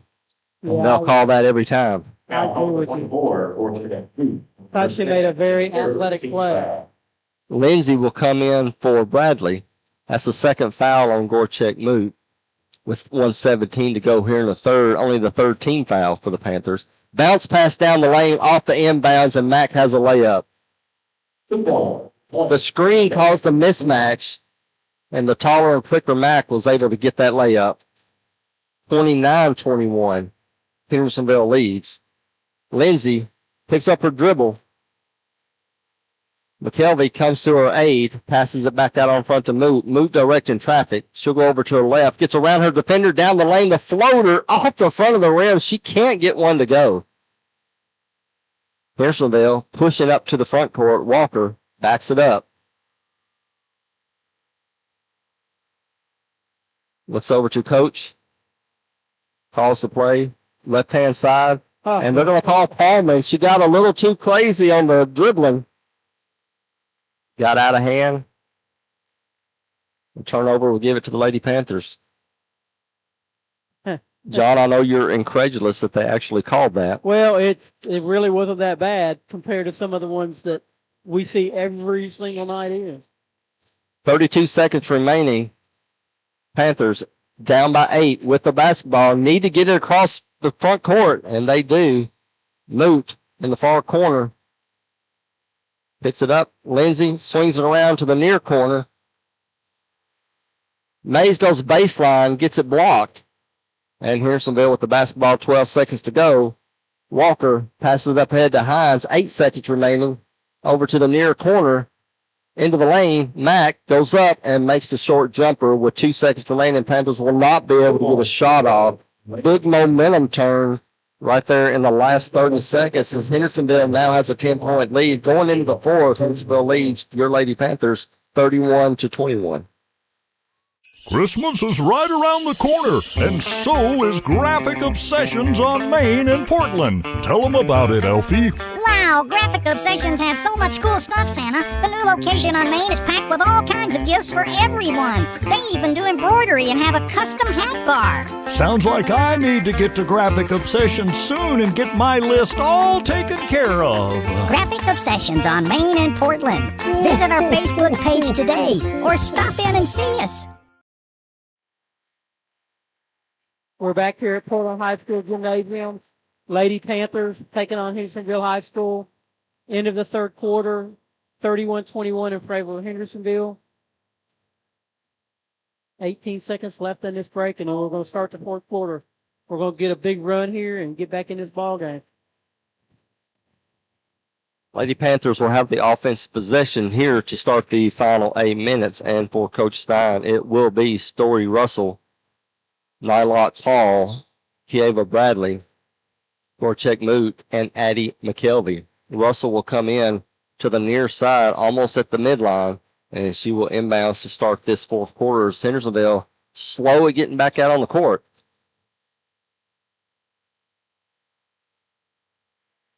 Play is ready to resume.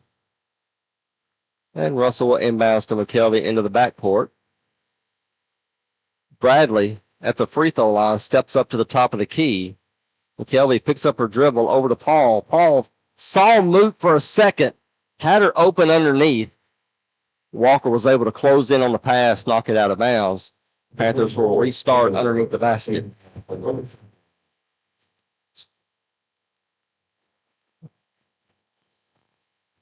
Inbounds to the block to Paul, gives it back out to a Moot. Nice little 15-foot floater from the baseline. Moot gets a basket. Cuts it to a single-digit lead for Hendersonville. Panthers are playing full-court press. Hendersonville was able to break it into the lane. Shot is up. No good. Rebound tipped in the air. Picked up by Walker. Walker, instant among three defenders, is able to leap up and make the shot. Jesse Walker.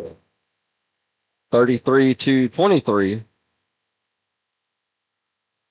3 on the way for the Lady Panthers. Nylon Paul with the 3, and Coach Stein quickly calls timeout as he's going to set up that press defense, going to try to make a run here early on in the fourth quarter. And, John, you go back again and you look in the first half, those little turnovers that we had where Hendersonville got the easy buckets. If you could have take those away, this ball game is tied, or the Lady Panthers could even be ahead at this moment. It's nothing close to – I didn't watch the game against Hendersonville, but all you had to do is keep up with the Bullfrog app here at the high school, and it updates you on 40. It wasn't pretty. This game, they were back in it a lot. Like you said, we've had too many turnovers on the perimeter. We're going to get better and better at that. We're just going to have to grow with it and get the girls in there and let them play. But they've hung in there. Full timeout was called by Coach Stein coming into this game. And you look at, again, getting it to the post has been a problem the whole game, as Moot only has 6 points, which is low for her. Paul has 4 points, 1 from the free throw line and 1 from beyond the perimeter. Right, and from her is nothing really down shots low. Too, though. They've missed some point-blank shots, good looks, just didn't fall. So Lady Panthers will set up in a man-to-man full-court pressure. Hendersonville able to inbounds in the near corner. And Brown will dribble between all defenders and hand it off to Mack. Back out to 3 as Walker takes the 3, way off the mark. And it's picked up by Paul. Paul will turn around and dribble into the front court herself. Throws it up head to Moot, who reached up and made the left-handed layup as Paul went over the top. Moot caught it at the high point.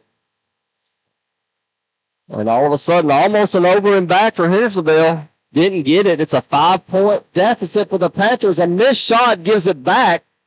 And they're going to call a tie-up and not a reach-in on Hendersonville. Possession hour will go with the Lady Commandos. Yeah, the only reason I disagree with that tie-up is she was shaking her elbows back and forth. It's hard to get your hands in there when they're doing that to you. Throw out in front for Hendersonville. Lady Panthers have cut it to 5 now with 6.5 to go here in the final quarter. Desi Walker over to Mack in the near corner. 3 on the way for Hines, and it's good. Again, another 3 by the Commandos, lightens the crowd. That's now 36-28. Substitutions for the Lady Panthers as Mays will come in and McKelvey will take a breather. Gotta think she'll be right back in shortly. Hendersonville inbounding to Mack. Mack being guarded by Moot. Takes a screen to the right-hand side. Switch. Now Paul guarding her. Over to Hines. Back out on top to Walker to the far corner. And Brown will dribble her way up to the elbow, do a little spin move, picks up her dribble, guarded by Moot, has to give it up. Hines will back it up. 5:43 to go in the fourth. Hendersonville with an 8-point lead. Stops at the 3-point for Walker. Walker over to Hines. Hines picks up her dribble, guarded by Mays. Down low to Mack. A pump move, a step taken, and the shot is up and good. That was a nice move. You know, when someone does a good play like that, you got to give them credit when they do it. Back to a 10-point lead for Hendersonville. As Paul directing traffic, Hendersonville now in a man-to-man defense, but they are going for the double team when they can. Russell swings over to Paul. Paul at the volleyball line, lobs down low to Bradley, a little bit too hard. Russell tries to save it, can't do it, goes straight to Hendersonville. And Brown will take it to the front court, stops at the three-point line. She's double-teamed by Bradley and Paul, gets it over to Cripps. Cripps to Walker. Walker trying to get around Mays. Scoops up with the left hand. It's off. Oh. And they'll say it was off the mark of a Lady Panther, and it will stay with Hendersonville. Yeah, I don't see that. The girl knocked it out. She went out with it. She's the one that picked up the ball and gave it back to the referee. Paul will take a seat. In comes Ariel Lindsay. Inbounds from Mack. Mack fakes the handoff from the inbounds and goes around her defender, and she gets fouled. Nice fake-out move by Leah Mack, and we'll send her to the free throw line for two. Hendersonville with a 10-point lead. That fan's got a couch he brought with him. McKelvey leading Panther scores with 8 points as Mack makes the first free throw. That's not a chair. That's a sofa. I'd like to sit in to see how it feels. Second free throw, in and out. Bradley with the rebound. Mays will bring it to the front court. 11 points now is the deficit for this Lady Panther team with 4.5 to go into the game. Russell, top of the key, fakes, dribbles down the lane, bounce pass over to Bradley, wide open for the layup. And another timeout called by Coach Stein. It's a nice feed and drive there by Story Russell. 30-second timeout by Coach Stein will keep it here. Panthers have now cut it back to a single-digit lead, 39-30, as Bradley now has 10 points on the night. The play is there if they can ever get it into the paint area. You're going to have the opportunities to make the baskets. Yeah, there's no doubt. And I think just this game here, we've gotten a lot better of getting the ball where we need to get them at. Looking up ahead, Friday, Lady Panthers will take on Galton right here inside PHS Gymnasium. And then next Tuesday, they'll travel over to East Robertson. And then next Friday, back home again, both versus the Joe Byrne Red Devils. Right now, though, things to fix here at hand. 4:17 remaining in the final quarter. Panthers down by 9, but they do have possession of the basketball. Bradley, Moot, Lindsay, Russell, and Hendersonville with possession, and they'll have to go full court, though.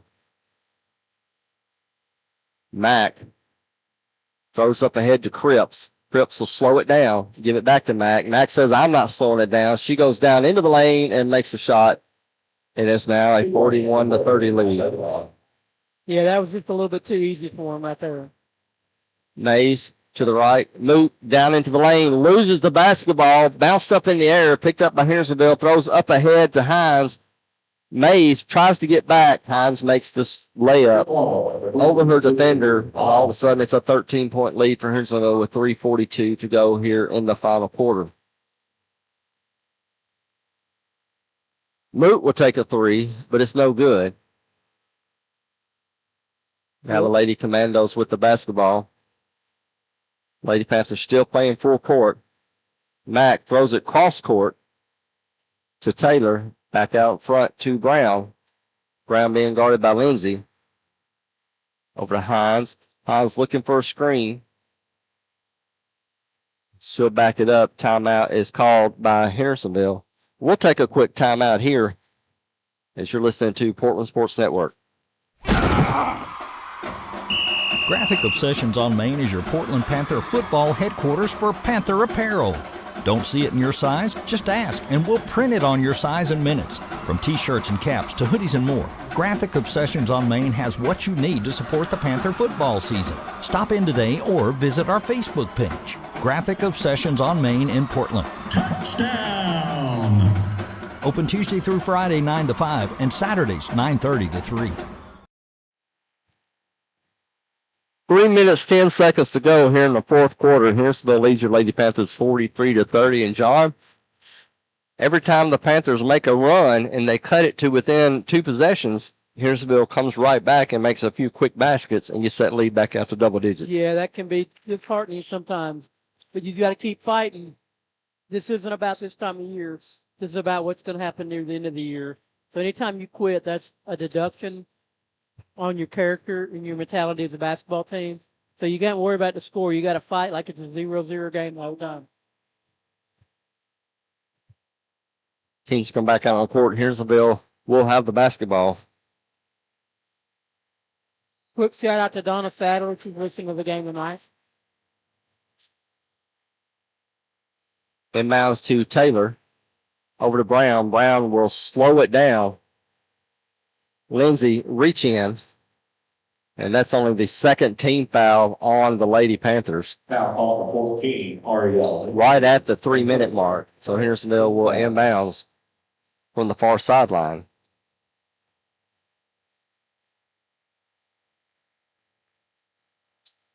Brown, guarded by Lindsay. Picked up by Bradley, but then Bradley gets called for the bump. Third team foul on the Lady Panthers. Foul call for Britta Boyd. Into Bradley, her third. That's the third foul on Kieva. Inbound by Hendersonville over to Taylor. And Taylor will hand it right off to Hines. Hines tries to dribble around Mays, but she'll give it up to Mack. Mack throws it down low, back out in the corner. Hendersonville won't take the open shot. They'll back it back out on top, start over again. Trying to milk some clock, this Lady Commando team, as they sense a victory up by 13 here with 2.5 to go in the fourth. Russell puts the pressure on Mackenzie Brown, and Brown loses it out of bounds. So Lady Panthers with the basketball. Moot and Paul on the bench for the Lady Panthers. Charlotte and Bradley playing the low post game for Coach Stein. Lindsay to Mays out on top. Bounce pass back over to Lindsay. Lindsay tries to go baseline. Gets cut off. She'll pick it up. Tries to throw it out front. Gets knocked away. Picked up by Hendersonville. Thrown up ahead to Cripps. And Hendersonville will once again try to run some clock. 2 minutes to go here in the final quarter. Mack passes out of the double team over to Hines, and she'll throw it back out on front to Mack. Mack picks up her dribble a little too quick over to Hines. Almost tipped away by Bradley. Back to Brown at the free throw line, who passes it out to Cripps. Hendersonville doing a good job of keeping the ball moving. And Bradley will come and make a foul on Mack. Yeah, That's I the think fourth that's more of foul. a frustration foul there, to be honest with you. On Kieva. Foul call for 31, Gabriel Bradley. They did a foul. And the fourth team foul. Kieva comes out. Lindsay comes out. Sanders into the game, along with Morgan Sales. Hines, with 1:35 to go. The Panthers staying in the man-to-man, trying to keep the pressure going. Mack back over to the near side to Hines. Hines bounce pass. 3 guards out on front for Hendersonville. Hines will start it up again, takes a few dribbles inside the three-point area, and then she'll pass it back out on top to Brown. 1:13 to go as Mays comes up and fouls on Brown, and that fifth foul should send Brown to the free throw line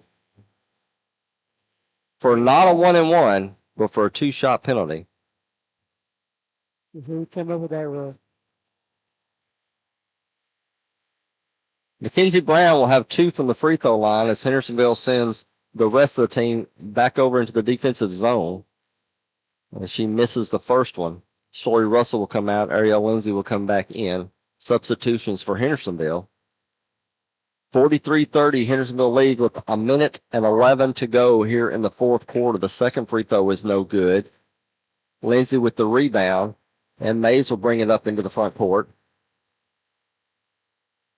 Dribbles over to the near side, passes it back over to the far area to Lindsay. Lindsay takes the dribble, almost gets called for walking, able to hold that pivot foot. Sanders to Mays, looked at the three, couldn't get it off, so she'll give it to Sanders. Sanders picks up her dribble back out on top to Lindsay. 45 seconds remaining. Lindsay with a stop dribble over to Sales, back to the far side. Sanders will take a three off the mark, out of bounds, and it'll go over to Hendersonville. She had a good look. It just didn't go down. 36 seconds remaining here in the fourth quarter. Lady Panthers had made several runs at it, just could not get over the hump. And now are looking to go 0-2 against Hendersonville this year.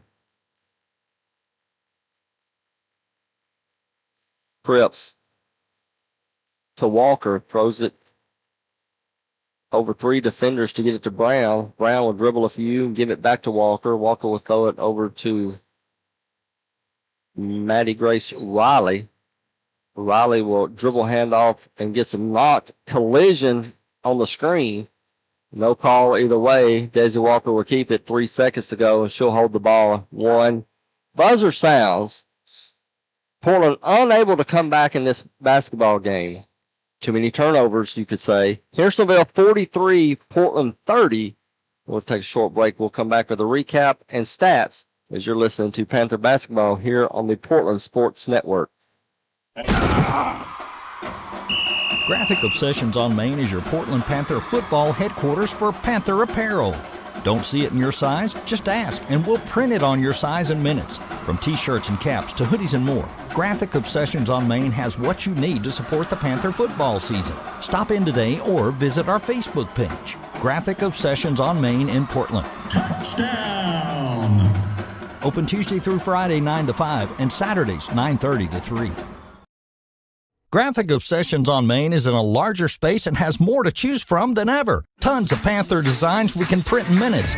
Tons of inventory you can grab right off the rack today. And the amazing new hat bar, where you can customize your own hat. See a design you love but not in your size? We'll print it in just minutes. So many unique gift items right in the store. With the holidays fast approaching, remember, shop early at Graphic Obsessions on Main in Portland. Christmas is right around the corner, and so is Graphic Obsessions on Main in Portland. Tell them about it, Elfie. Wow, Graphic Obsessions has so much cool stuff, Santa. The new location on Main is packed with all kinds of gifts for everyone. They even do embroidery and have a custom hat bar. Sounds like I need to get to Graphic Obsessions soon and get my list all taken care of. Graphic Obsessions on Main in Portland. Visit our Facebook page today or stop in and see us. Christmas is right around the corner, and so is Graphic Obsessions on Main in Portland. Tell them about it, Elfie.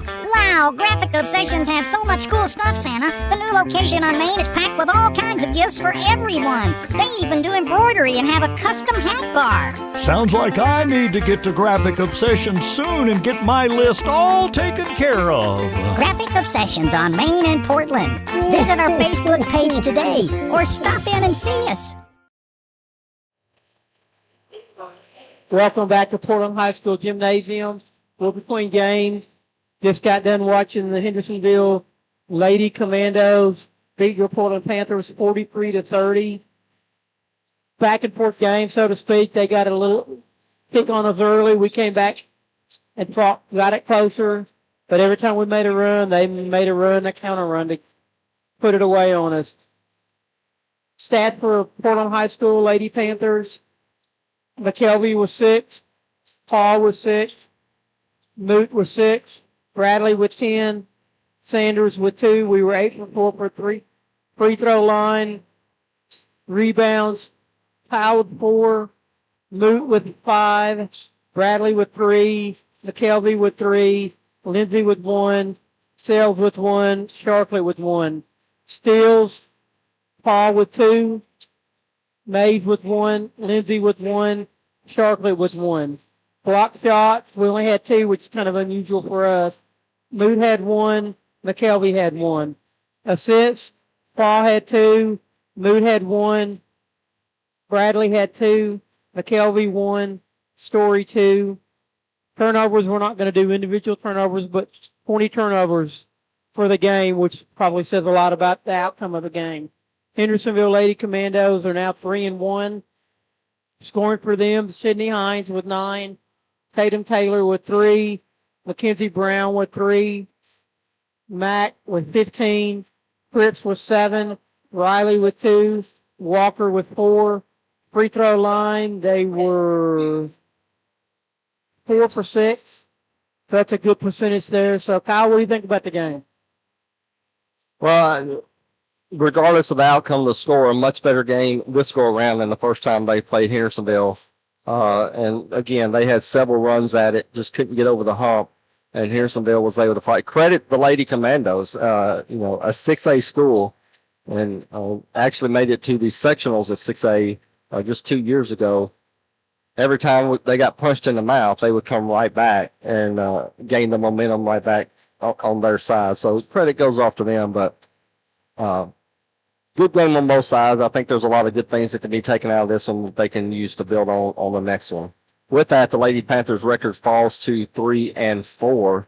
The next game will be Friday night, a rematch with Gallatin right here inside PHS Arena. And we will be broadcasting that game starting at 5:45 p.m. Tip-off will be at 6 o'clock p.m.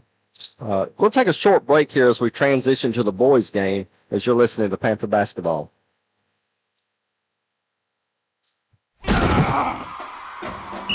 Graphic Obsessions on Main is your Portland Panther football headquarters for Panther apparel. Don't see it in your size? Just ask, and we'll print it on your size in minutes. From t-shirts and caps to hoodies and more, Graphic Obsessions on Main has what you need to support the Panther football season. Stop in today or visit our Facebook page. Graphic Obsessions on Main in Portland. Touchdown! Open Tuesday through Friday 9 to 5 and Saturdays 9:30 to 3. Graphic Obsessions on Main is in a larger space and has more to choose from than ever. Tons of Panther designs we can print in minutes. Tons of inventory you can grab right off the rack today. And the amazing new hat bar, where you can customize your own hat. See a design you love but not in your size? We'll print it in just minutes. So many unique gift items right in the store.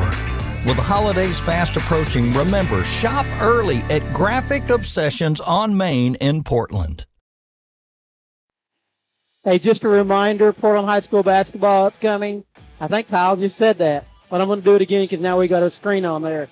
Friday, December 5th, against Gallatin High School here at Portland High School. We're going to get on the air around 5:50. Could be 5 minutes before. Could be 5 minutes later. Depends on the traffic. You just never know with traffic what's going to happen on that. The girls will start at 6. Boys approximately after. But anyway, join us for that broadcast. I want to welcome everybody back to Panther Basketball inside of PHS Gymnasium here. I'm looking down on Corey Brewer Court as both Portland and Hendersonville boys basketball team are warming up. And we'll say the Hendersonville boys team are warming up. I feel like I'm watching the Harlem Globetrotters as the new warm-ups for the Panther basketball team are being on display here in front of us. An odd ending to last season for the boys team. A loss in the regional quarterfinals was the earliest exit for the Panthers in the Coach Ferguson era. They got hot at the end of the regular season. At one time, they'd won 4 in a row and in 6 of 7. Then had that loss to a bad, we'll say it, bad Greenbrier team, at least for last season, on senior night. And then things kind of fell off the turnip truck after that, losing to White House in the district semis, then losing to Macon County, not a good team, in the consolation game. Having to go to Hume Fogg as the number 4 seed and face them in that first round of the regionals, losing 59-40. Hume Fogg, of course, went on to make a state championship appearance in that tournament. Got almost all of the starters back from last season. You got to think that the ending of that season is they got to use that as a learning experience and even a motivation factor early on in this year's campaign. Yeah, there's no doubt. I mean, we were a young team with 5 or 6 seniors that contributed quite a bit to what was going on. We lost some good ball players, but, you know, the nucleus was a group that I've seen great things. The one thing that I want to see us do a little bit more, I think there were times last year late in the game we would kind of panic and try to treat ourselves out of the game, so to speak, instead of maybe going downhill a little bit more and trying to set up some good shots and some fouls. But one thing that really blew me away, and I didn't know this, but I was told that we were picked 5th preseason. I still, what are they, who's in our district? White House, Greenbrier, Okay. Greenfield, Liberty Creek, Station Camp. I don't see us being 5th. I tell you what, right now you could mark it down on paper. We're top 2 in my mind in our district, 3 at the worst. We've got a lot of really good athletes. Avery being hurt, Pickle Right, a guy that we have in the paint, and that hurt traditional basketball. But the athletes that we have on the floor, there's not many teams that are going to be able to run with us. And if we just go ahead and decide we're going to run and we're going to get burnt down low every now and then, but I think we got a really good team. And I tell you what, I want a pair of those pants. If I could get a pair of those, I'd be wearing them for these broadcasts. The purple and white striped warm-up pants are growing on me very quickly. I absolutely adore them. We mentioned that almost all of the starters were back from last season, John, and you kind of alluded to it. Avery Hughes, one starter that's not going to be back. Avery was injured during the football season, will not play as far as the basketball team. That's a big loss. Now, not that Avery's going to go out and score 15, 20 points every game, but you got a 8-point per game, 8 rebound a game guy. Rebounds per game and defending. Right. He was like, even though sometimes height-wise he was outmatched, he was like a brick wall. And using that defensive end leverage that he's got, couldn't get around him. And you actually heard that some other teams would say it basically hurt to try to be around him playing on offense. So that's going to be a big deal, not having him there. It's going to be a big deal. But we're going to take our lumps down low, like I had mentioned, but we just got to grab the rebound and get going. Or these guys, one thing about big guys is they normally don't have a whole lot of stamina for the running part of the game. So let's just run people out of the gym. Let's commit to it and do it. And we got 5 kids that on any given moment can handle the ball on any part of the court, right? When you got your inside guys, they normally can only catch the ball, 10 feet in and do something with that. But the guys that we've got, any part on the floor, they can catch the ball and put it down and dribble with it. They all can pass the ball really well. So I think if we buy into running, it's gonna be good things for us. And that was something in a recent practice that we was able to visit for the Panther squad. That's something that Coach Ferguson had added. When they run that motion offense, their favorite set, and usually what you would say the 5 position is right there at the free throw line, and his area is within about a 2-foot circle, screening, moving, handling the basketball a little bit around that free throw line, top of the key area. Well, he was rotating anywhere from your point guard all the way up to the tallest guy on the team of playing that one spot, because that's what he wants to do. He wants everybody to be versed, everybody to be able to play all 5 positions and be able to rotate everything around so that you can't concentrate on just one person. And the defense kind of doesn't really know exactly what you're doing if you got everyone moving around like that. Right. I agree. Like I said, I see good things for this team. I think the one thing, like I said earlier, they got to learn how to do is not shoot themselves out of the gym late in the game. Don't feel panic when you're behind. That doesn't mean don't take a 3, right? But don't take nothing but 3s if they're not going.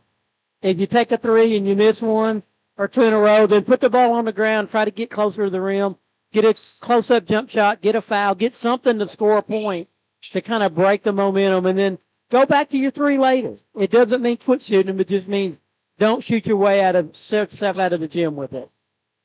Panthers are 3-3 coming into tonight's game. They've got wins against this Hendersonville team that they're fixing to play, Gallatin and Mount Juliet. Losses to Clarksville Northwest, Whites Creek, and most recently Upperman. Tonight is Upperman, of course, won the Class 5A championship.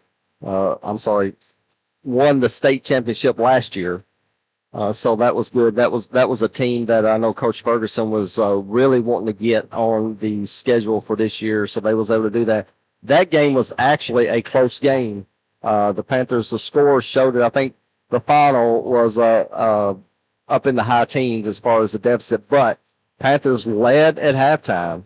I think they were only down by 4 going into the final quarter, and Upperman just got hot. It wasn't 3s either. They just got hot, and they were 7 of 9 from the free throw line. Ended up outscoring the Panthers 26-something there in the final quarter, maybe 26-10, something like that. But had their chances against Upperman, just kind of lost it there at the end. So I like the way they showed up against that game. Tonight is the second go around with Hendersonville as these two teams met back on November 20th at the Commandos Arena. Portland winning that game by a score of 54-45. Both Christian Calvert and Keelan Dalton each had 12 points in that game. Hendersonville is 1-2 coming into tonight's game. They're coached by Clancy Hall in his ninth season. He's a former Springfield assistant coach. He also was the previous girls coach for Hendersonville and was an assistant coach at Hendersonville also. A total of 20-plus years coaching just under the Hendersonville banner. Played at Lipscomb University. Hendersonville was 18-12 last season, lost to Beach in the regional semis, and just like the girls team, they made a sectional appearance in Class 6A just 2 years ago. So coming into this game after getting their first win of the season, and that was against White House last week. And you'll find out everything goes through the senior guard, Mont Seagraves, for Hendersonville. He has the complete skill set. He can shoot from three. He's got that nice mid-range jumper, and he can literally lull you to sleep with that smooth drive to the basket that he has. Panthers are going to have to find a way to stop him. He scored 17 in that first contest against us. So that should be on the mind, as I know Coach Ferguson is going to find a way to limit his opportunities in the game tonight. Panthers are on a 2-game skid, losing to Upperman last Wednesday, looking to go 2-0 against the Commandos tonight. And John, I'm like you. We've already seen in some of the film that's been given to us, they've upped the pace a little this year. And I think that is because of the size differential that we're going to meet going in. And it's because of these ball handlers are now seniors.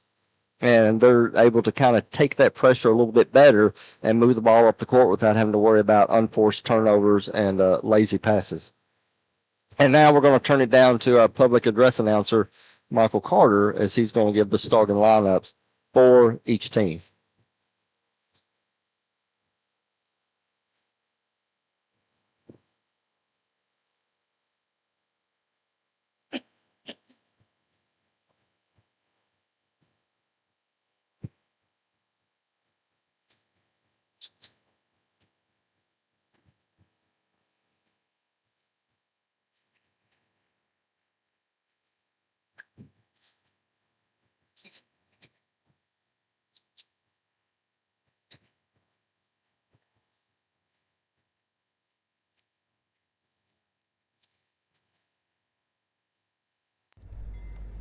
Hey, real quick before they start the starting lineup, never mind, we'll come back. Basketball matchup between the visiting Hendersonville Commandos and your Portland Panthers. It's time to meet the starting five. First, for the Hendersonville Commandos. Number 3, the Meadows. Number 10, Lincoln Elrod. Number 20, Weston Hall. Number 30, Mike Meiskens. And number 32, Mont Seagraves.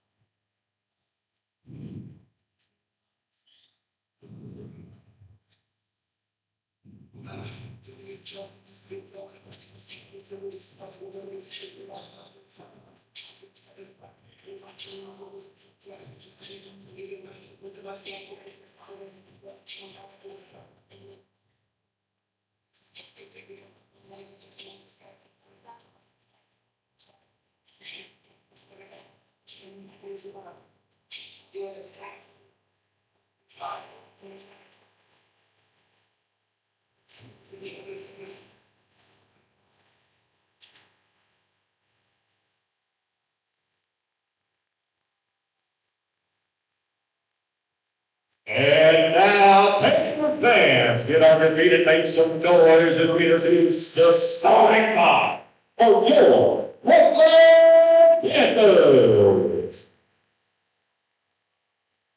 Starting at guard, the junior, number 3, Evan Ferguson. Starting at guard, the senior, number 0, Tristan Calder. Starting at guard, the senior, number 4, Nate Monica. Starting at guard, a senior, number 15, Quentin Totten. And starting at center, a senior, number 23, Peter Totten. The Panthers are coached by assistant coaches Alex Meadows and Thomas Woodward. And the head coach, John Henderson. A quick recap of the starting lineup for the Hendersonville Commandos: Aiden Meadows, Weston Hall, Mike Meiskens, and Mont Seagraves, and Lincoln Elrod. And for your Panthers, 4 seniors and a junior: Tristan Calvert, Evan Ferguson, Nate Honeycutt, Quentin Totten, and Keelan Dalton. And it will be Dalton going up against Meiskens at the center circle. Tip is up in the air. Tip is controlled by Dalton. And Calvert will have the basketball going left to right. Panthers wearing the home whites, purple trim, purple numbering, down low to Dalton. He's triple team. Throws it back out for Calvert. Misses on the 3. Rebound chased down by Dalton. And back out to Honeycutt in the front. Over to Totten. Swings it back to the far side. Over around to Ferguson in the corner. Lobs it over to Honeycutt at top of the key. He takes a couple of dribbles down the lane. Tries to take a shot. Gets knocked out of bounds. It'll remain Panther basketball. Again, the Panthers wearing their home whites, purple number, purple trim, and various colored shoes depending on who you're talking about. I like that drive there, though. Bounce pass to the elbow to Dalton. Gets it back out to Calvert. Calvert looks off the short mid-range jumper. 3 on the way by Totten. Misses long. Calvert gets the rebound, and he'll start it all over again. Honeycutt playing at the free throw line in this motion offense. Man-to-man defense for Hendersonville. Calvert goes behind the screen, gives it over to Dalton at the elbow. Down the lane goes Dalton, and he'll get a layup as he blew by his defender that scores the first basket for the Panthers. Yeah, he not only saved that possession with a nice tip out, but finished it off with a really nice drive. So Hendersonville will get their first possession of the night. And they'll start it off with Elrod over on the far side, back over the near side in the corner, and down the lane goes Meadows, and he makes a nice left-handed layup on the drive. So Aiden Meadows with the first basket for Hendersonville makes it 2-2 in the early going here in the first quarter. Yeah, it's early. We got to get our shoulders square on those drives. Now Dalton playing at the elbow, gets the pass from Calvert, turns around and takes the 15-footer off the front of the rim, back of the backboard. Rebound to Hendersonville. Meadows goes to the length of the court. Baseline is Hall. Back into Mont Seagraves, who makes the little turnaround floater. He scores his first basket of the night. 4-2, Hendersonville leads. It's a nice turnaround jump shot there. Swings around to Totten, who's on the near wing. Back to Honeycutt. Honeycutt gives it to Ferguson, who quickly swings it to the far corner to Dalton. A couple of dribbles out towards the front, and then he'll give it to Totten. Totten motions for Calvert to come to the front. Calvert to pick it up. Back over to Ferguson here in the near side. 2.5 minutes gone here in the first quarter. Hendersonville with the 4-2 lead. Spin move in the lane for Dalton, and he'll get fouled on the shot.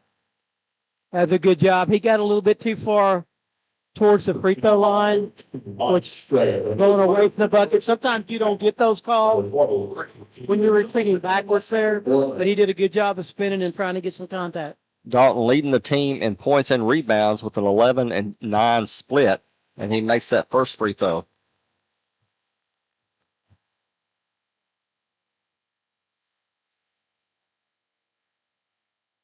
Second free throw for Keelan is off the back of the rim, tipped up in the air. Hendersonville's able to gain possession.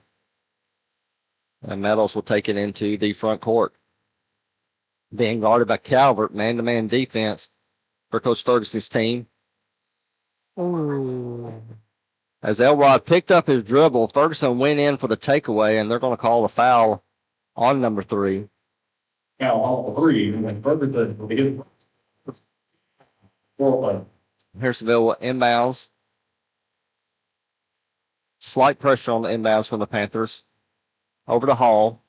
Hall tries to go into the lane, gets cut off. Ball gets tipped away, picked up by Hendersonville for the 3. It's no good. Tipped up by the Commandos, but it's tipped out of bounds.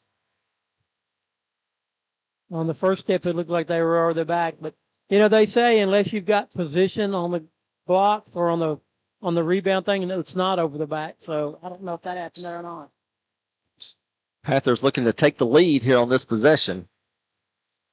As Calvert goes around Meadows and makes the left-handed layup. Interesting, Calvert. We have seen that move many times in the last 2 years. Yeah, it's a great shot going downhill. You're going to get knocked into the wall a couple times. Just get back up and keep doing it. Down the lane goes Seagraves. Picks up his dribble, being guarded by Totten. He gives it up to the front to Elrod. Elrod gives it back to Seagraves. Seagraves goes down the lane behind the back pass to the corner. Shot is up from 3. No good. Dalton with the rebound. Looks up ahead. Decides to keep it close to the vest. Gives it off to Calvert. And once again, the Panthers with the lead. Gives it to Honeycutt. The 3 on the way. No good. Picked up by Hendersonville.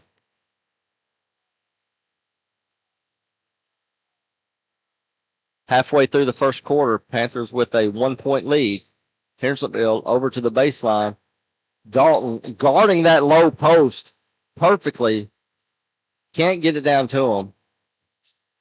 As tries to go baseline, throws it out in front. Nobody there but Nate Honeycutt. Can he outrun his defender? No, he can't. He had it. Honeycutt was looking for a goaltend. No replay official here in the PHS arena. Honeycutt still pleading his case. Coach Ferguson trying to understand why. Well, I think Nate feels like that it got blocked. On the way down? Yes. 3:22 to go here in the first. Panthers up by 1, but Hendersonville has the basketball. Tries to lob into the lane. Ferguson comes up from behind, steals it away, knocks it off the Hendersonville player. Out of bounds. Commandos. Possession to the Panthers. That's kind of some of the stuff I think we're going to see of him a lot this year. Is some of that garbage stuff that's really important for a team's success. Lob to Dalton at the free throw line. He looks around, tries to go down low to Honeycutt, but it's knocked away by the much taller Weston Hall out of bounds. Baseline out of bounds play for the Panthers. As Michael Myskins will take a seat for Hendersonville, in will come Houston Bogle, the senior. Calvert looking to inbounds. He's running out of the 5 count. Finally gets it over to Dalton, who hands it off to Totten. Totten will get it back out on front. Honeycutt looks over to Coach Ferg. And we're going to run the thumb play, which means throw it over to the right to Totten. Ferguson out on top. Bounce pass back to Totten in the near slot area. Dalton will take a 3 at the top. Rolls in and out. Hendersonville with the rebound. Hendersonville trying to take the lead. No score from either team for the past 90 seconds. Seagraves goes down low. Back out on top. To the baseline goes Seagraves, and a right-handed floater from the left-handed side goes in from Mont Seagraves, and we're seeing quickly how special a player that Mont Seagraves is. As Hendersonville takes a 1-point lead. Honeycutt over to Totten. He'll take an open 3. Back of the rim. Rebound to the black and gold. Yeah, we had the numbers there whenever they go out like that. I'd like to see us penetrate there. Meadows over to Seagraves. Seagraves being guarded by Totten. Tries to make a move into the lane. Dishes it off to the low post. Pump fake. Shot is up. Rolls in. He used the body of Dalton as to help lean into that shot. I'm just glad we didn't get a foul call on it. That's the first basket for Aiden Bush tonight. Calvert to Dalton at the top of the key. Dalton looking for a back cut, honeycut. Tried to throw it in there to him. It wasn't quite there. Hendersonville able to get the deflection, pick up the basketball. Hendersonville with a 3-point lead and possession. Shot from the elbow from Seagraves is short. And Taunton will throw it up ahead to Calvert. Calvert stops short. Back to Taunton. Honeycut. Taunton swings over to the far corner. Baseline goes Calvert. Pump fakes. It's good. Nice play by Calvert, using his much taller defender as a shield to get that shot off. Second basket of the night for Calvert. And the Panthers have cut it to 1 with 40 seconds to go here in the first quarter. Seagraves to Bogle. Bogle to Weston Hall, who gives it right back to Meadows. And then it's back to Bogle again. Hendersonville playing keep away at the volleyball line, trying to milk it up, going for the last shot here in this quarter. Meadows wanted a backdoor cut. Player didn't catch it in time. 14 seconds to go. Bogle backs it up, gets ready to start the play. 8 seconds. No look pass down low, and his teammate was not looking for it. Actually asked for a bounce pass and not the heater. So with 5 seconds left, the Panthers will have a chance to get a shot off and get the lead here at the end of the quarter. As Evan Brown will come in and Elijah Sidnor comes in. Calvert into the front court. 3 seconds to go. Tries to go. No look past the honeycut for the layup at the buzzer. What a play by Tristan Calvert as he drew all defenders. But at the end of the one, the Panthers have the lead, 9-8 over Hendersonville. We'll take a quick break and come right back. You're listening to Panther Basketball on the Portland Sports Network. Christmas is right around the corner, and so is Graphic Obsessions on Main in Portland. Tell them about it, Elfie. Wow, Graphic Obsessions has so much cool stuff, Santa. The new location on Main is packed with all kinds of gifts for everyone. They even do embroidery and have a custom hat bar. Sounds like I need to get to Graphic Obsessions soon and get my list all taken care of. Graphic Obsessions on Main in Portland. Visit our Facebook page today or stop in and see us. Guess where our favorite place to shop is for the holidays? I bet you couldn't guess. Welcome back, Portland sports fans. We're in the first quarter. Portland leading Hendersonville 9-8. Tristan Calvert made some pretty big plays there down the stretch to help us get the lead there. So good playing on defense. We didn't sub at all during the first quarter, and we're right here in this game. It's a good game. What do you think, voice of the Panthers? Calvert leading the Panthers scoring in that first quarter with 4, and they'll start out on defense here in the second quarter. Evan Brown in the game with Elijah Sidnor, Calvert, Honeycutt, and Dalton. Hendersonville with the basketball. Down the lane goes Jones. Turnaround jumper is short. Dalton goes over everybody for the rebound. Pass it off to Honeycutt. The senior gives it over to Calvert. Calvert takes a few dribbles back to Honeycutt. Honeycutt goes baseline, backs it back out. Calvert, Dalton at the free throw line in this set. Takes the pass from Calvert. Waits for everyone to break through. Turns around, and they're going to go traveling on number 23. I guess I was taking a mental break on that. Did you see it traveling? Didn't catch that one. Nor did I. It's all about angles. It's definitely about angle. But Panthers, normally feet you can do pretty good. Panthers still holding a 1-point lead. Sidnor almost gets the steal.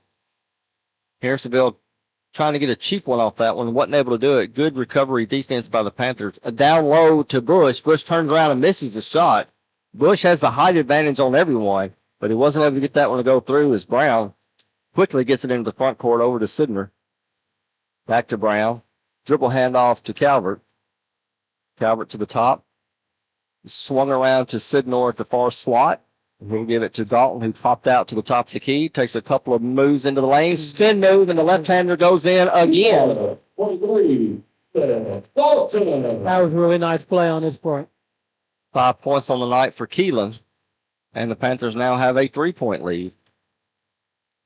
6.5 to go here in the second. To the baseline goes the Hendersonville forward. Back out on top to Bogle. Bogle trying to get around Sidnor. Picks up his dribble, hands it off to the 3 in the air, and it's good. Lincoln Elrod with the 3 ties the game at 11. Turnover by the Panthers. Taken away by Honeycutt, and he goes in the trees, but unable to make the shot. Yeah, Nate did a good job there. Got kind of lackadaisical with the ball. They stole it. He went back and grabbed it. Not a good shot. Joshier Jones got open in the lane, almost missed the basketball, throws the shot up anyway, no good. Rebound Panthers up ahead to Sidnor. Sidnor gets it to Brown, fakes the 3, takes a couple of dribbles, then Sidnor comes out to the 3 in the corner, tries to go to the opposite corner, and the Hendersonville defender was right there on the low block waiting on it, takes the steal, and now Hendersonville will slow it down, getting into the front court, and try to get a lead, currently at the 5:09 mark. Backdoor cut by Jones, unable to make the short jumper. Offensive rebound for Hendersonville, and there's a foul on the putback. And a little pushing and shoving going on underneath the basket. But Aiden Bush, the junior, will go to the free throw line for 2.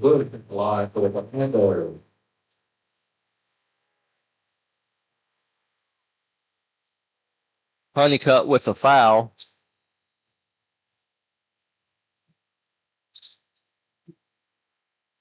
Official stops play. It looks like he's going to call a foul on Dalton.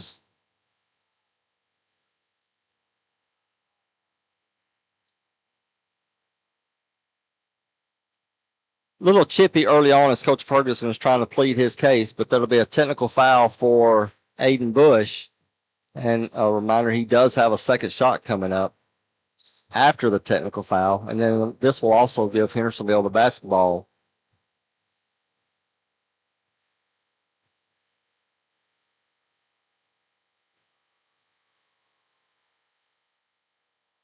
Bush misses the technical free throw. He misses his second free throw. Seagraves will come and take the technical shots, and he heard it from the crowd from missing that free throw. Seagraves, though, smooth as silk. I didn't see the technical. I was putting stats down. Both shots made by Seagraves, plus they'll have possession of the basketball, so a potential 5-point swing or more here for Hendersonville as they're now up 14-11.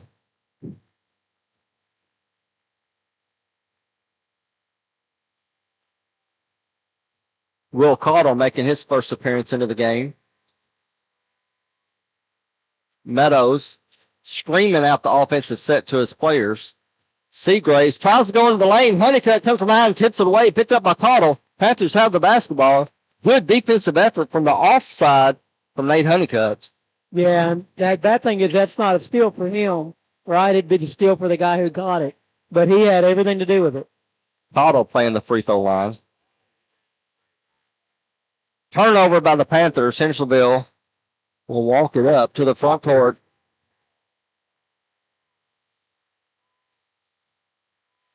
Physical basketball game so far here in the first half between these two teams. Their second meeting within 2 weeks. Pump fake for Meadows, and he's able to make that shot over the Panther defender. It is now 16-11. Panthers have not scored since the 5:55 mark. Until then, Nate Honeycutt with a 3. 16-14, Hendersonville leads. Under 4 minutes to go here in the first half. Meadows gets called for walking, picked up the ball, and his teammate started to make a back cut. He wasn't ready for it. Tried to hold back. You should never walk there.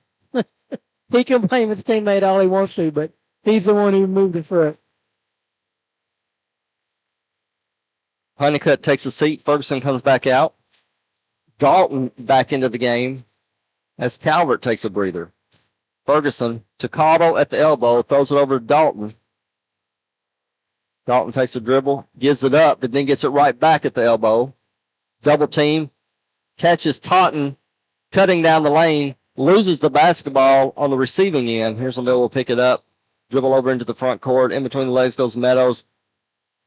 Catches Hall going down the lane, who throws it out to Bogle for a three. Bounces off the rim, no good. Offensive rebound, Hendersonville. Picked off going in front court by Ferguson. He has one man to beat. Tries to shield the defender, but he was too far underneath the basket. Misses the shot. Opportunity to tie the game there by the junior.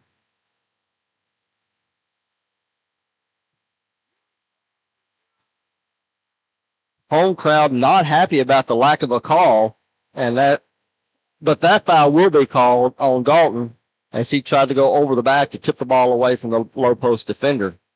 Low post offensive player. Interesting enough, Coach Ferg trusts him not to pick up that third foul here. Dalton will take a seat with 2. Honeycutt will come back in.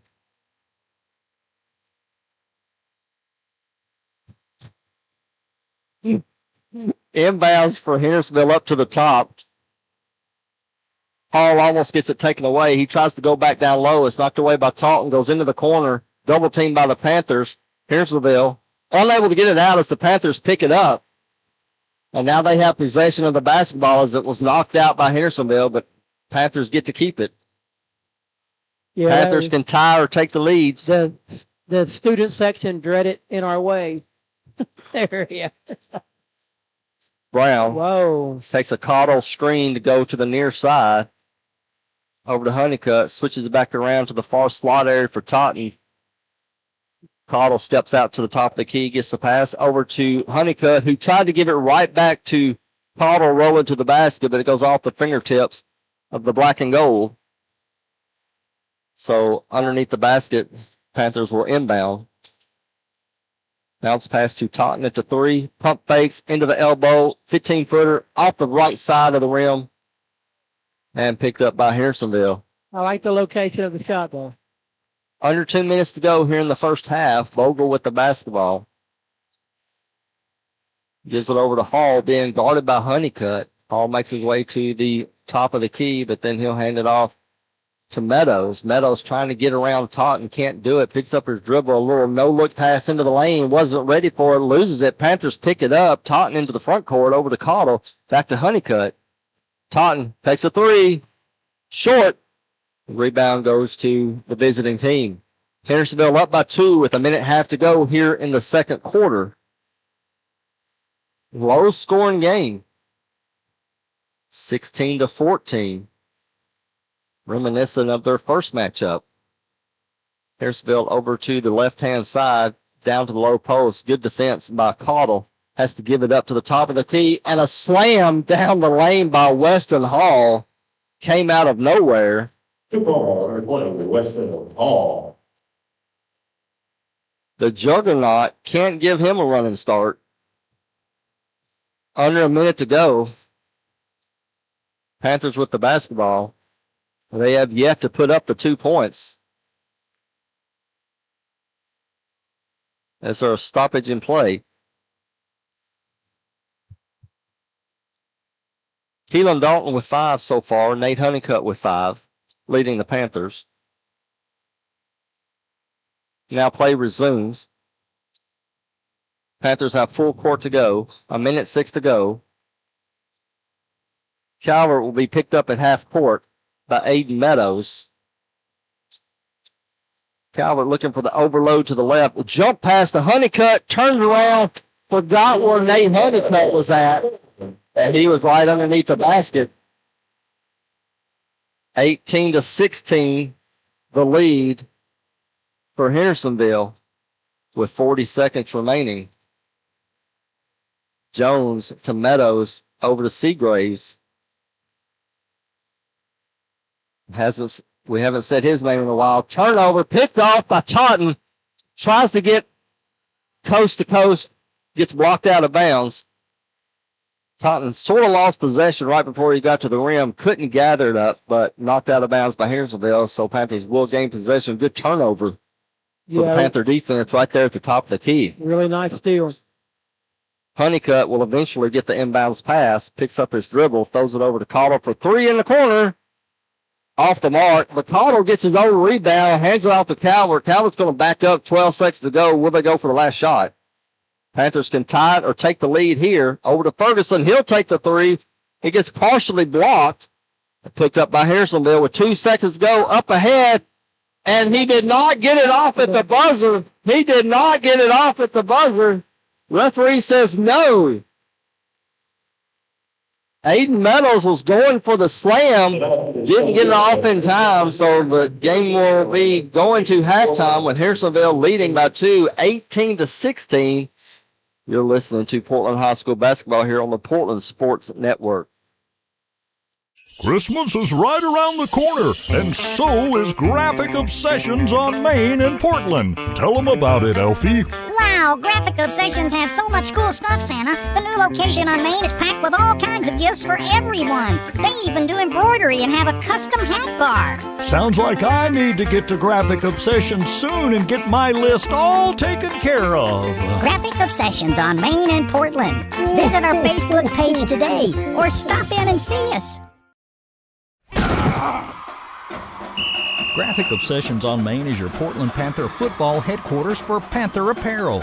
Don't see it in your size? Just ask, and we'll print it on your size in minutes. From t-shirts and caps to hoodies and more, Graphic Obsessions on Main has what you need to support the Panther football season. Stop in today or visit our Facebook page. Graphic Obsessions on Main in Portland. Touchdown! Open Tuesday through Friday 9 to 5 and Saturdays 9:30 to 3. Graphic Obsessions on Main is in a larger space and has more to choose from than ever. Tons of Panther designs we can print in minutes. Tons of inventory you can grab right off the rack today. And the amazing new hat bar, where you can customize your own hat. See a design you love but not in your size? We'll print it in just minutes. So many unique gift items right in the store. With the holidays fast approaching, remember, shop early at Graphic Obsessions on Main in Portland. Christmas is right around the corner, and so is Graphic Obsessions on Main in Portland. Tell them about it, Elfie. Wow, Graphic Obsessions has so much cool stuff, Santa. The new location on Main is packed with all kinds of gifts for everyone. They even do embroidery and have a custom hat bar. Sounds like I need to get to Graphic Obsessions soon and get my list all taken care of. Graphic Obsessions on Main in Portland. Visit our Facebook page today or stop in and see us.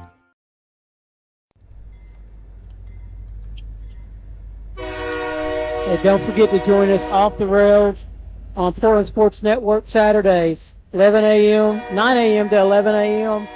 Kyle Eden, Miguel Amandares, myself. Sometimes we have guests. Sometimes we don't need guests. We're all the entertainment that we need. But join in. Hey, and what we like, you can walk in. We do it at the Panther app. Come in and join us. We might ask you a few questions. Text us. Email us. Do whatever you need to do. But just join us on Saturdays. We have a good time. Great performance by the PHS dance team here at halftime, where Hendersonville leads 18-16 over Portland. Their numbers have increased since last year as well. Yes, and that was a different type of performance than we've seen them before. Different genre of music. Entertaining. So, John, the Panthers at the end of one had that 1 point lead, 9-8, and then lost it, got tied. It was tied with 5:55 to go in the second at 11, and it stayed that way for a couple of minutes. Then a lead by Hendersonville, but the Panthers were able to cut it back. Only down by 2 here at halftime, and you can actually say nothing really glaring, I don't think, coming out, as Panthers are playing good defense. They're getting shots off on offense, not a lot of unforced turnovers. It's just a good basketball game between what I think are two very good basketball teams. Yeah, I agree. There's a few times when we were in the paint that we got a little careless with the ball. We'll get that worked out. Scoring-wise, Christian Calvert with 4, Nate Honeycutt with 7, Keelan Dalton with 5. We're 2 for 2 from the free throw line. Rebounds, Kristen Calvert's got 2, I'm sorry. Keelan Dalton with 4. Quentin Totten with 1. Will Cottle with 1. Steals, Ferguson with 2. Honeycutt with 1. Totten with 2. Cottle with 1. No block shots. Assist, Evan Brown with 1. Kristen Calvert with 2. Quentin Totten with 1. We're not going to go over turnovers, but we've had 5 in the first half. So, nothing glaring, nothing really bad. Most of those were in that paint, though. So whatever we're trying to get accomplished there, we kind of just need to get that figured out just a little bit. Hendersonville scoring, Meadows with 4, Paul with 2, Seagraves with 6, Elrod with 3, Bush with 3. They're 4 for 3 at the free throw line. I hope I got that right. And so that gives them 18 points. So, yeah, it's a good basketball game. It's going to be interesting to come out. As far as I can remember, we only ran about 8 deep on players, so we got to make sure we're in good condition when we do that kind of thing. But Coach Berg knows what he's doing, especially conditioning part of the game. He understands. He learned a lot of that from Coach Kington, and that's the one thing Kington was. He was very, very adamant about being in good physical condition, not only strong but stamina-wise. Coach Ferguson able to milk away those last few minutes without having to put Dalton back into the game and risk getting his 3rd personal foul. Keep up with that as we go on. And John, if you could, for those businesses or even individuals that are out there listening, if they want to sponsor Portland High School basketball being broadcast here on the Portland Sports Network, how can they do that? How can they get in touch with someone? Obviously, they can't. No, I'm kidding. Hey, this is still, early in the venue time. It's right before Christmas, so a lot of people's got their advertising dollars tied up, but we've already had some commitments. The quarterback club, Portland Quarterback Club, is helping us get all that put together, so you can reach out to them. You can call me if you want to. I'll give you my phone number. It's 615-351-0494. Please leave me a message, because if I don't know who you're calling, I might think it's a telemarketer. So if you leave me a message, I'll get back with you, get you in touch with Donna. But, yeah, it's a good cause. This station is going to really do good for the community. We're not going to have our hands held to broadcast at any given moment. Sometimes, like in the spring sports, there may be a baseball game that we were planning on doing on Tuesday.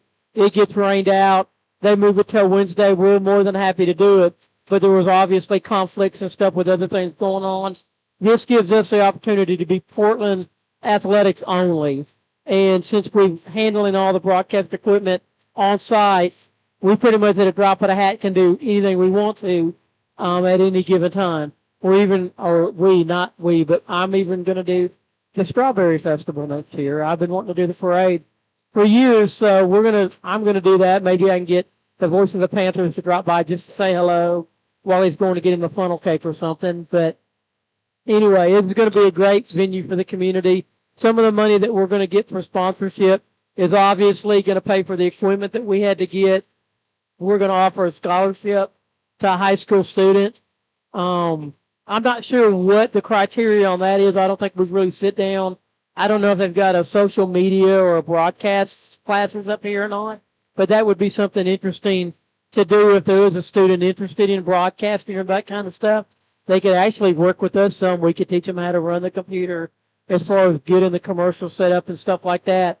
So, but that's going to be something good to do. We're not doing it for the money. We're doing it for the love of the community. So I think the big thing was just to get it started so we can always give you a good product, a reliable product, and we'll be here whenever we need to be here. Potential advertisers can also contact us by leaving a comment on the YouTube channel, Portland Sports Network, and also you can go on the Facebook page, Portland Sports Saturday, and you can leave a comment or a message on there if you're interested in any kind of advertising. You're the man. Why'd you even ask me? I set you up. You had you set up right there. I thought it was easy. Well, and we're working on PortlandSportsNetwork.com site, so we'll have an email generated out of that too, so we'll give that out to everybody. So we're going to have ways of doing it. There's actually is a Portland, Tennessee's Portland TN Sports Network at iCloud.com. So you can email that, and that'll get to us, and then we'll set you up with Donna Sadler and the quarterback club as far as pricing and get that all set up because they're, like I said, they're setting those spots up for us. We're going to do 30-second spots.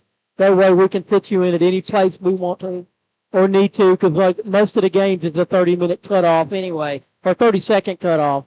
So that's the way we're going to do it. But, yeah, we definitely need your support just to make sure we've got the top quality equipment like we do right now in hand and help us fund that scholarship deal that we're going to do as well. Teams are back out on the court. They have finished their warm-ups, getting ready for the second half of play. Shout out to my lovely wife who keeps critical scoring for us on the rebounds, the steals, the turnovers. So if they're wrong, it's my fault, not hers.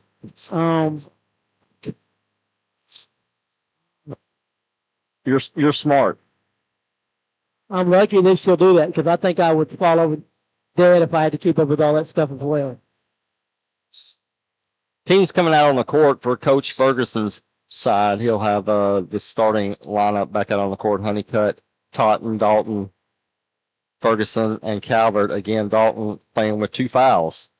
Panthers will start on the offensive side here in the second half, and they'll be going from right to left. Calvert will get things started against this man-to-man defense of the Commandos. Bounce pass down low to Dalton. Dalton tries to get Totten that was going back door, but it gets knocked away by Seagraves. Empty possession for the Panthers in the opening of the second half. And Hendersonville will start up on their own offense beginning of the third quarter. Seagraves into the lane, picks up his dribble. Over to Hall. Hall takes his shot, no good. Picked off by Calvert. Calvert bounce pass up ahead to Honeycutt. A little bit too far, but Honeycutt was able to save it. Gives it over to Ferguson, back out to Dalton. Dalton switches his momentum, goes into the lane, does the spin move. That one doesn't fall in. Taken away by Honeycutt on the rebound. As Meadows wasn't looking, Honeycutt come up right from behind, but Hendersonville able to get possession back. Yeah, I think that should have been a foul on Keelan's drive. Seagraves from 3 in the corner, way off the mark. That's over the back. Dalton finally gets the rebound.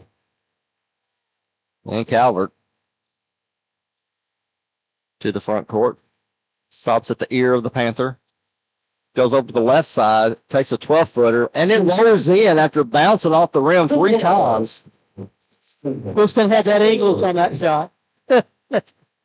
That's 6 points on the night for Calvert, and that ties the game at 18 with the 6:25 mark. Elrod, guarded by Ferguson, makes his way up to the top of the key. Jump pass. Honeycutt knocks it out. Thought he had it off the fingertips of the Hendersonville player, but referee says no. So Hendersonville will inbounds. Almost in the corner kick area. Inbounds is knocked away by Dalton. They'll try it again.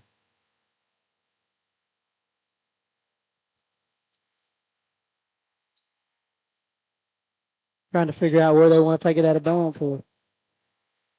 Hendersonville will go from the near sideline, pass it into the backcourt to Elrod, who gets to the front court, meets up with Ferguson, tries to get around him to the right, picks up his dribble, bounce past the Meadows at the top of the key, backdoor cut by Hendersonville, baseline slam by Mike Meiskens.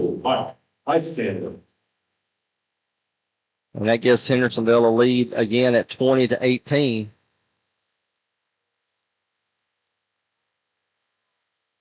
Double screen for Calvert at the top of the key. Picks up his dribble over to Ferguson. Ferguson looked at that long 3. Gives it to Dalton at the baseline. Dalton turns around and gets held up. Jump ball. Possession arrow goes to Hendersonville. Coach Ferguson wanting to know where the foul was at. Good defense by Hendersonville. As Meadows will start the offense for the Commandos. Weston Hall over to the far side to Meiskens. Tries to go down low, nothing there. Meadows back on the top of the key, picks up his dribble. 3 on the way off mark. Dalton able to catch that pass. Hands it off to Calvert. Panthers trying to tie it or take the lead here with 5 minutes to go here in the third quarter. Hendersonville up 20-18. Low-scoring defensive affair.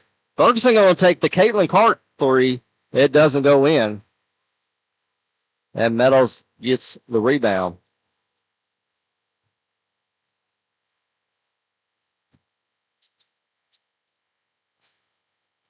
Screen for Meadows. He doesn't take it. Goes the opposite end. Gives it off to Hall. Tries to go baseline. Cut off by Honeycutt. Now back over to Elrod. Meadows. Guarded by Calvert. Over to the far wing. Hall will take the pass. Down the lane. Shot is up. No good. Long rebound goes to Meadows. He takes an uncontested three. It's no good. Saved by Hendersonville. No look pass in the paint. Back to Meadows. Turnaround jump shot. It's off. Put back no good. Finally, the Panthers get the rebound. Several opportunities for Hendersonville. Not able to capitalize. Can the Panthers tied up here with the three from Totten? In there. Panthers take the lead at the 4-minute mark of the third with a three from Quentin Totten. His first basket of the night. Yeah, well, you've got to clean up this defensive side of the floor on these rebounds. Myskins going up against Dalton. He'll give it up to Meadows. Back out on top to Elrod. And Myskins ends up with the basketball again, so he'll give up to Seagraves. No jinx on the court, hopefully, but Quentin Totten doing a great defensive effort on Mont Seagraves tonight.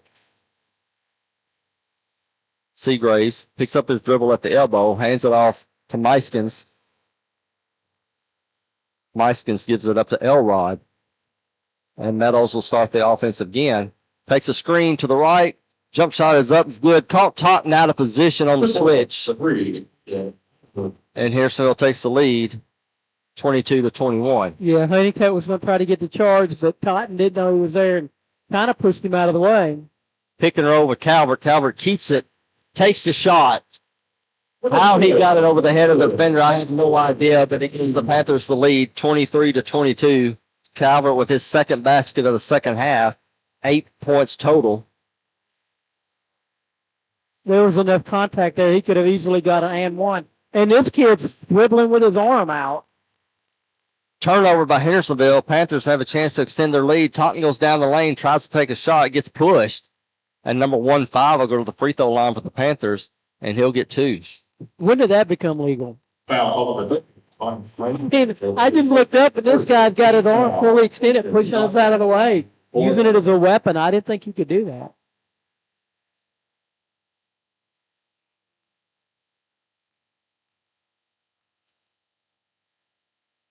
Totten makes the first free throw. Totten leads the team shooting 89% from the free throw line coming into tonight's game. What I like. Got to get him the ball late in a tight game for sure. Second shot, that one rims out. Rebound, Hendersonville. Panthers keep the 2-point lead, 24-22. Just over 2 minutes to go here in the third period. We jinxed him. Bogle into the game for the Commandos. And he gives it off to Elrod. Elrod, guarded by Calvert, goes over to the left, picks up the dribble, gives it to Joshua Jones, gives it right back. Pump fake in the lane for Aiden Bush, and he makes the basket. Caught his defender up in the air, and now at the 1:46 mark, the game is tied. 5 points on the night for Bush. Totten gives it to Dalton at the elbow. Dalton looks for a back cut on Honeycutt, and it's good. Great job bringing it off. So easy bucket. First basket of the second half for Nate Honeycutt. He has 9 for the night, leading all scorers. And Hendersonville getting double teamed in the corner, able to pass their way out of it. Bogle at the top of the key, taking on Evan Ferguson, goes down the lane, pushes off, misses a shot. Oh. Calvert tries to tip it up ahead. It goes off the back I thought he did a good job. I just don't think we were ready for it. Okay, the referee correctly reversed his call. He will give it to Hendersonville. Yeah, it went off Cotton. I don't think he was expecting Tristan to volleyball hit it to him. Quickly into the corner out of the inbounds for Hendersonville. Vogel up against Brown. Can't shake him. Hands it off to Jones. Misses the three. Ball is tipped around. And they will call a rebounding foul on Hendersonville. That's the second team foul on Hendersonville in this quarter. 48 seconds remaining in the third. Portland trying to extend this 2-point lead with Evan Brown at the point. Double screen on the top. Brown loses the basketball, and they will call a foul on Hendersonville. And that one will be on Lincoln Elrod. Foul again, Lincoln Elrod. That'll be his second. He goes over and gives a nice pat on the back to Evan Brown. Incidental contact. 38 seconds remaining here in the third. Brown will take the inbounds. Gives it off to Honeycutt. Dalton makes his way out to the top of the key, takes the pass from Honeycutt. Honeycutt will give it back 25 seconds ago. Panthers playing for the last shot. Dalton, about 30 feet away from the basket, gives it up to Honeycutt. Swings it over to Calvert. Calvert bounces back up to the top of the key, over to Honeycutt.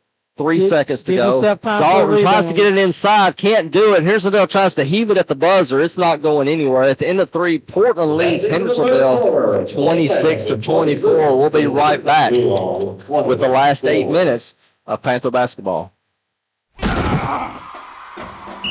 Graphic Obsessions on Main is your Portland Panther football headquarters for Panther apparel. Don't see it in your size? Just ask, and we'll print it on your size in minutes. From t-shirts and caps to hoodies and more, Graphic Obsessions on Main has what you need to support the Panther football season. Stop in today or visit our Facebook page. Graphic Obsessions on Main in Portland. Touchdown! Open Tuesday through Friday 9 to 5 and Saturdays 9:30 to 3. Welcome back to Portland Gymnasium. Torrey Brewer floor. Portland Panthers are leading Hendersonville Commandos 26-24. Coming out of a timeout here. Panthers are playing good basketball here in this third quarter for sure. Getting a lot of nice crisp passes, not very many turnovers. Look really good, really sharp. Panthers will have offensive possession here to start the final 8 minutes, and it will be Honeycutt, Calvert, Dalton, Totten, and Evan Brown.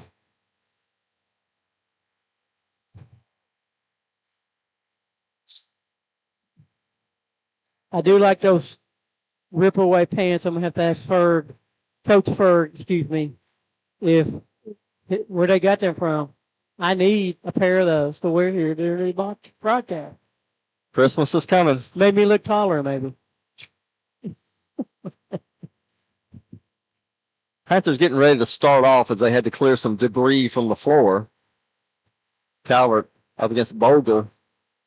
Tries to do a crossover, almost loses the basketball, gets possession back, throws it over the left-hand side, tipped out by Hendersonville. Good recovery by Calvert. Yeah, there should have been a foul on that because when the ball was floating on the ground, that guy was riding Tristan pretty good up underneath him. Panthers will inbound into the backcourt. Calvert tries to throw up ahead, jumped up in the air and knocked out of bounds by Hendersonville once again as they came in for the double team. So now Totten. We need to get Brown to come up a little bit, give him an option here. There we go. Dalton takes the inbounds back to Totten. Totten looked at the three, gives it back to Dalton. Dalton over to Brown. Brown fakes the three, takes a couple of dribbles inside the three area over to Dalton. He'll take a three. He'll make a three. First basket of the second half for Keelan Dalton. He has 8 points on the night, and the Panthers have a 5-point lead, 29-24. Spin move in the lane by Bogle. Nothing there. Back out on top. A quick backdoor cut by Jones. And he makes the layup. 29-26. Portland leads. 1 minute gone here in the fourth quarter. Left-handed bounce pass over to Honeycutt. Back door is Calvert. Gets fouled on the shot. Almost went in the bucket. He mad at himself because that one didn't go in. And the defender completely lost Calvert on that give and go. Yeah, Tristan aggravated himself big time because that was an and one for sure. Quick shout out to Ganny.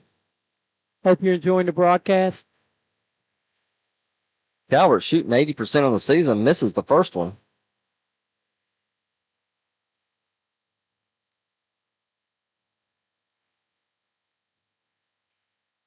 He makes good on the second.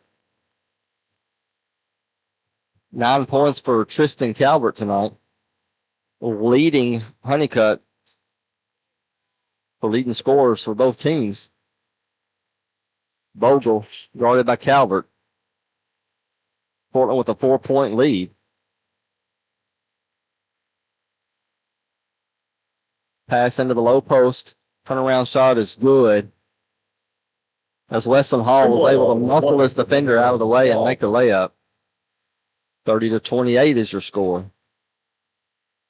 Dalton into the lane. Nice shot and one. Sorry. Dalton makes a shot, and he'll go to the free throw line for the extra basket. An aggressive move by number 23 into the lane. Sorry about that, voice of the Panthers. I took your call away. I'm sorry. I won't do it again.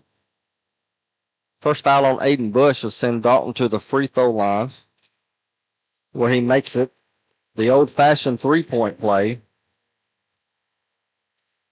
11 points on the night for Dalton. More importantly, the Panthers now have a 5-point lead. Bogle behind his back. Bounce pass down low. And once again, Weston Hall makes a shot going down the baseline, receiving the pass from Bogle. It's 33-30. Dalton at the elbow, couple of dribbles, leans in, takes a shot, misses it, almost had his own rebound, gets it taken away by Hendersonville. Hendersonville with a chance to tie it with a three. 5:35 to go here in the fourth.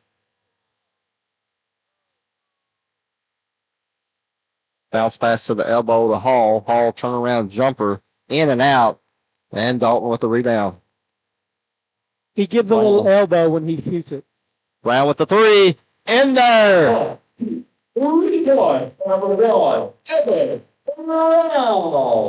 bucket at the 5:09 mark by Evan Brown gives the Panthers a 6-point lead. That's Brown's first basket of the night. Timeout is called by Coach Clancy Hall of Hendersonville. The names of the 2025 football all-region football team have been released. Congrats to Portland's own Avery Hughes, as the senior defensive end was selected as the most valuable defensive lineman in the region. The future Navy midshipman had 48 tackles, 22 tackles for loss, 8.5 quarterback sacks, a couple of forced fumbles, a blocked punt, and a blocked field goal. And that's just the stats that you can actually put on the stat sheet to keep up with. That's true. And tomorrow at 1:30, we'll be televising. Is it televising if you can see it? Streaming. Streaming. It's 2025. I don't know, man. Of his signing the papers here at the high school. So we'll be up here. We'll probably start about 1:25. We're going to do it a different way than I've done it before, but I think everybody does it that way. So we're just going to do it right out the tablet. Hendersonville will inbounds. 5:01 to go here in the final quarter. Panthers up by 6. And Hendersonville quickly gets into the offensive set. Meadows picks up his dribble. Taken away by Brown. He's all alone.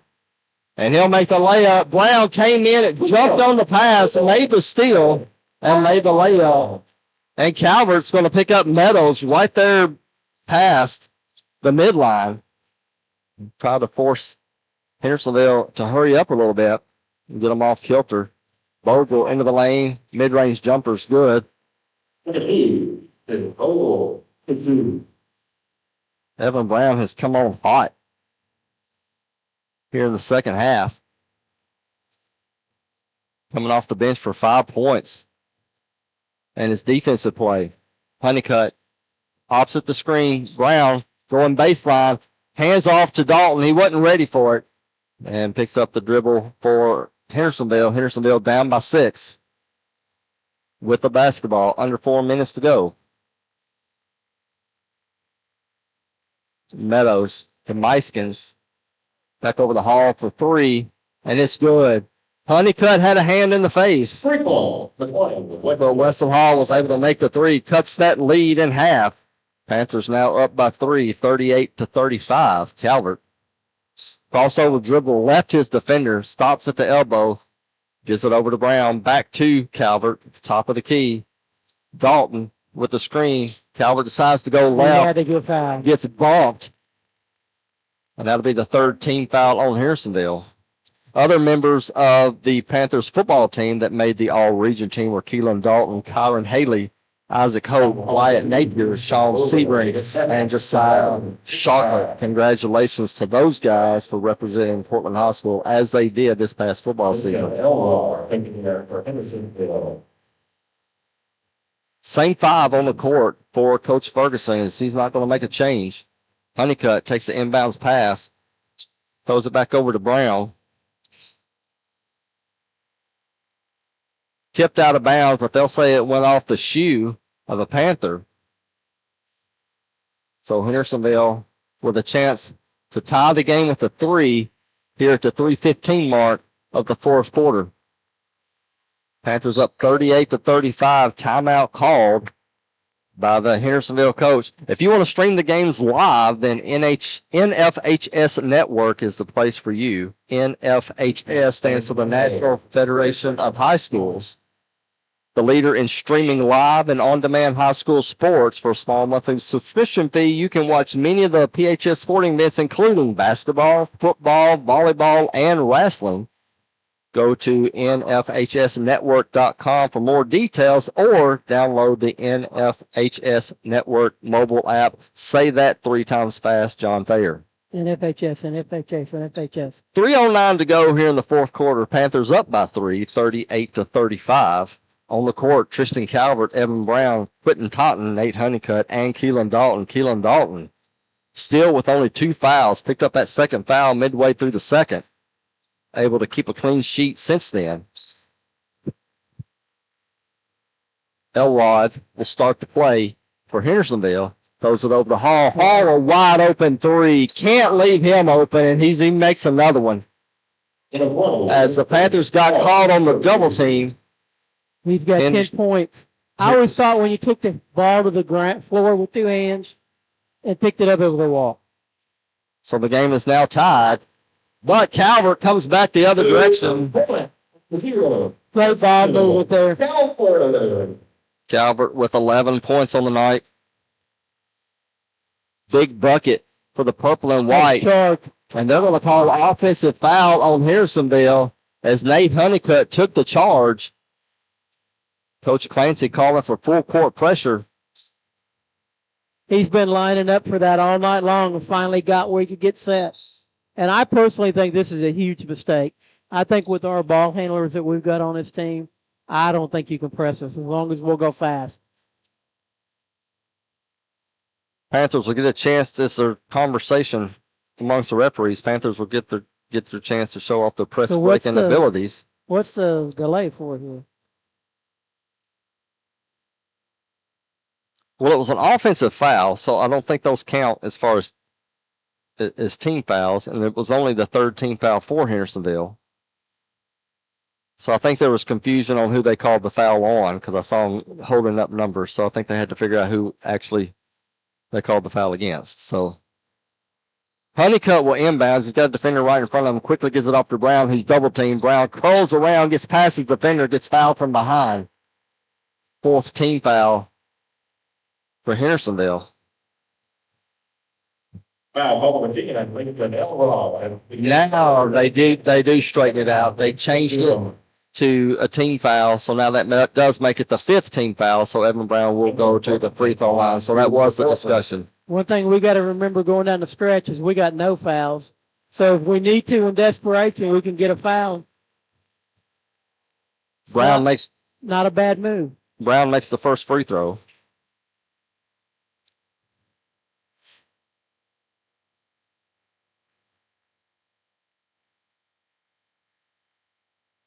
Looking to make it a 2-possession game, and he does that with the second. 42-38, Panthers lead. 2:20 to go here in the fourth against this tough Hendersonville squad. High screen for Hendersonville over to the left-hand side. Meadows picks up his dribbles, gives it off to Hall. Hall ball guarded by Dalton, and he's going to get called for that offense. No. What in the world was that the dude threw an elbow in our face and they called a foul on us? So they'll call the foul on Dalton. That'll be 3, but that referee was on the far side, too. Oh, man. So he probably didn't see that. Hall takes the inbounds from 3 and makes the quick 3-point shot. It is now a 1-point game for the Panthers, 42-41. Hall has 15 on the night. Yeah, we need to start guarding him tight. Let somebody else beat us. Totten goes baseline, tries to throw it into the paint, gets it knocked out. Seagraves goes coast to coast and makes the layup. Hendersonville has the lead with 1:45 to go, 43-42. Panthers quickly come the other direction. Dalton goes up, gets fouled on the shot. So Keeler will go to the free throw line for 2. Yeah, Body blow by Hendersonville. when we get back there in our defense, we got to make sure we pick this kid up. Paul. He doesn't need to get any more shots against us tonight. And Dalton makes the first free throw.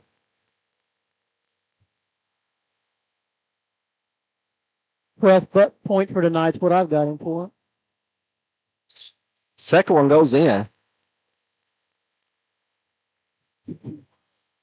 Panthers take the lead again, 44-43.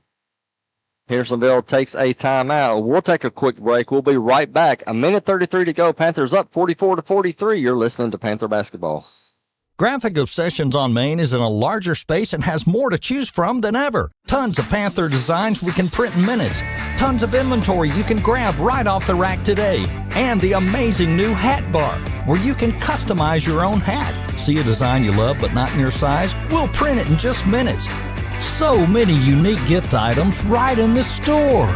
With the holidays fast approaching, remember, shop early at Graphic Obsessions on Main in Portland. PHS Band will have a concert this Thursday night at 6 p.m. at the high school. Join in for an evening filled with delightful music performed by our talented PHS musicians. Doors open at 5 p.m. $5 admission for all those ages 5 and above. So delightful music. That'll be fun. Is it Christmas music? Or You can only guess. You can only guess. You can only guess. Let me know. Well, we need to get them to do us a favor. We need to get their jazz band or a smaller band to play the Portland fight song for us so we can record it and have it for these games here. That band would be the best one. Okay, number 20's not scoring anymore.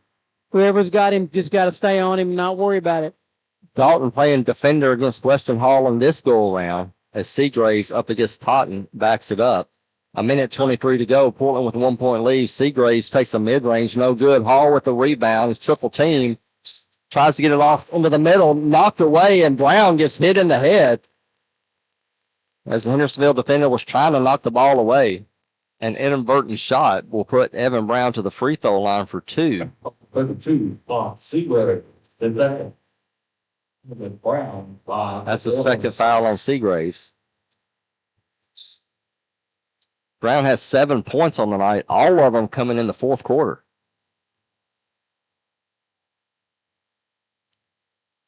And he makes the first one.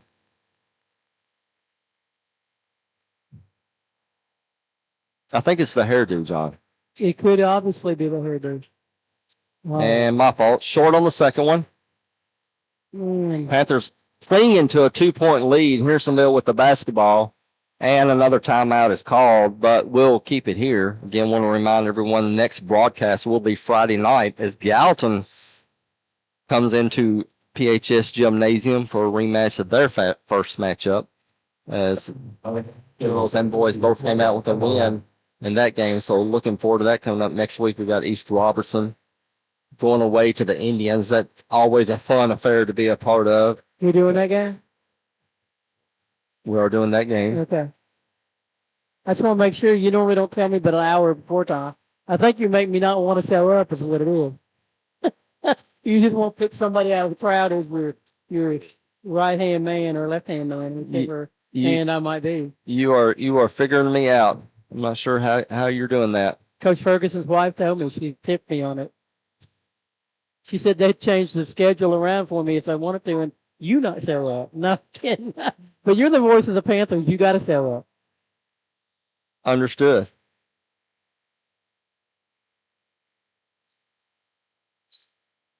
Hendersonville with the basketball, they'll throw it inbounds from the far sideline into the front court. 1:07 remaining. Portland up 45-43. Only one team foul for the Panthers. If that happens to come in play later in the game, but we won't let it get to that as we'll keep foul this lead. now and make them take the ball out of bounds. That burns time itself. Meadows, Vogel pops out for a three and misses it. Calvert with the rebound. Coach Clancy calling for a foul, but nobody's can catch up to Calvert. No. Three on the way, it's good. Clinton Totten with a no. Yes. And a three on the way by Hall. That was off the mark as Honeycutt had him contested. Rebound by the Panthers off to Brown. Flipped over to Totten. Panthers have numbers. They'll hold it up, though, and they'll start all over again. Brown with the pump fake gives it off to Dalton. Dalton goes into the lane. Gets blocked, but makes the shot anyway. All of a sudden, it's 50-43 Panthers. With 13 seconds to go, down the lane goes Seagraves, and they'll let him have that one. And timeout is called on the court. And that was a quick sequence of events. John Thayer, hard to keep up with it all. Quentin Totten down here in the corner, and everybody, including Coach Ferguson, was like, take time off, but he was wide open. Yeah. And normally, any other time, Coach Ferguson says, if you're open, take the shot. I don't care what your name is or who you are. He took the shot, and it went in. He went in, give him credit, but what is this three-point shooting percentage is my question. And at that time of the game, holding on the ball is your friend. It is what it is. I'm just talking basketball, right? If you're a 35% shooter, you're going to miss that 2 out of 3 times, which will give him the rebound. So good that he made it. I'm glad he's a good basketball player, but I just didn't like the shot. Sorry. 36% from behind the arc is Quentin Totten on the night. On the season, excuse me. Well, you know me. And that was his second three of the night. Right. So you know me. I'm going to tell you what I think, and that's what I think. So there's 8.1 seconds left. Panthers are up 50-45. They have possession of the basketball. There will be full court pressure. Panthers will bring everybody down on this end, so you got to imagine that you'll have 1 to 3 streaking on a fly pattern to the other side. Whistle is blown. Dalton goes far. We'll give it up to Calvert in the corner. Calvert gets it up head to Totten. Over to Dalton. Dalton's going to hold on to it. 2 seconds to go. There's nothing Hendersonville can do. Buzzer sounds. Panthers come away with the victory. Final score, Portland 50, Hendersonville 45. What a basketball game. Give us a short break, and we'll give a recap and the final stats as you're listening to Portland High School basketball. Christmas is right around the corner, and so is Graphic Obsessions on Main in Portland. Tell them about it, Elfie. Wow, Graphic Obsessions has so much cool stuff, Santa. The new location on Main is packed with all kinds of gifts for everyone. They even do embroidery and have a custom hat bar. Sounds like I need to get to Graphic Obsessions soon and get my list all taken care of. Graphic Obsessions on Main in Portland. Visit our Facebook page today or stop in and see us.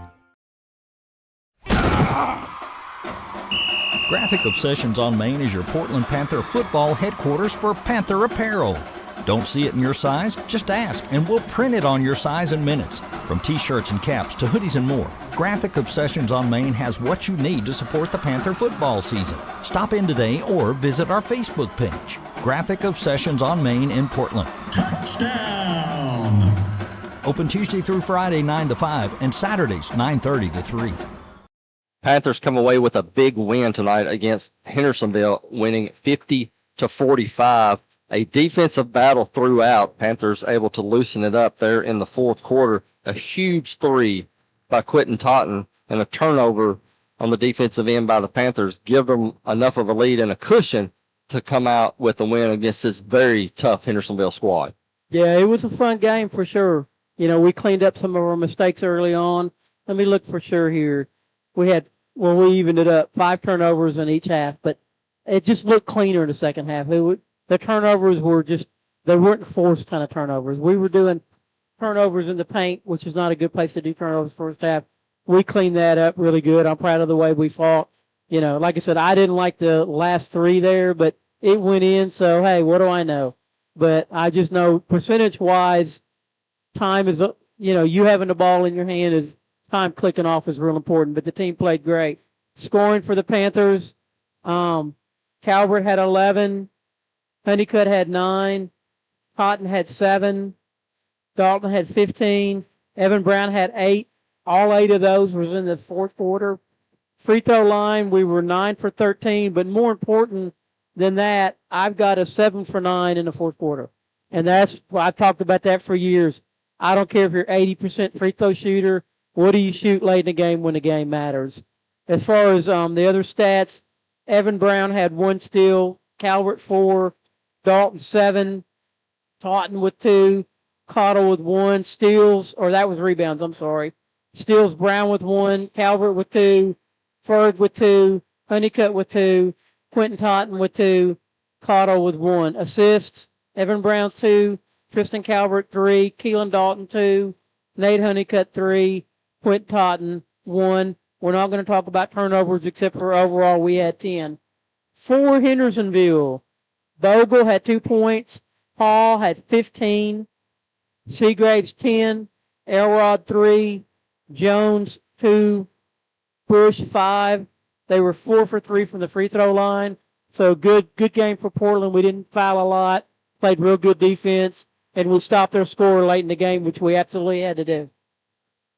Evan Brown coming off strong in that fourth quarter with 8 points, 3 of those from the free throw line. Keelan Dalton coming up big in the fourth quarter with 10 points of his own. Big all-around play by the Panthers in that basketball game. Do want to mention that improves the record of the Panthers to 4-3. Our next game will be Friday night against Gallatin. Tip-off 30 minutes after the girls' game. Approximately.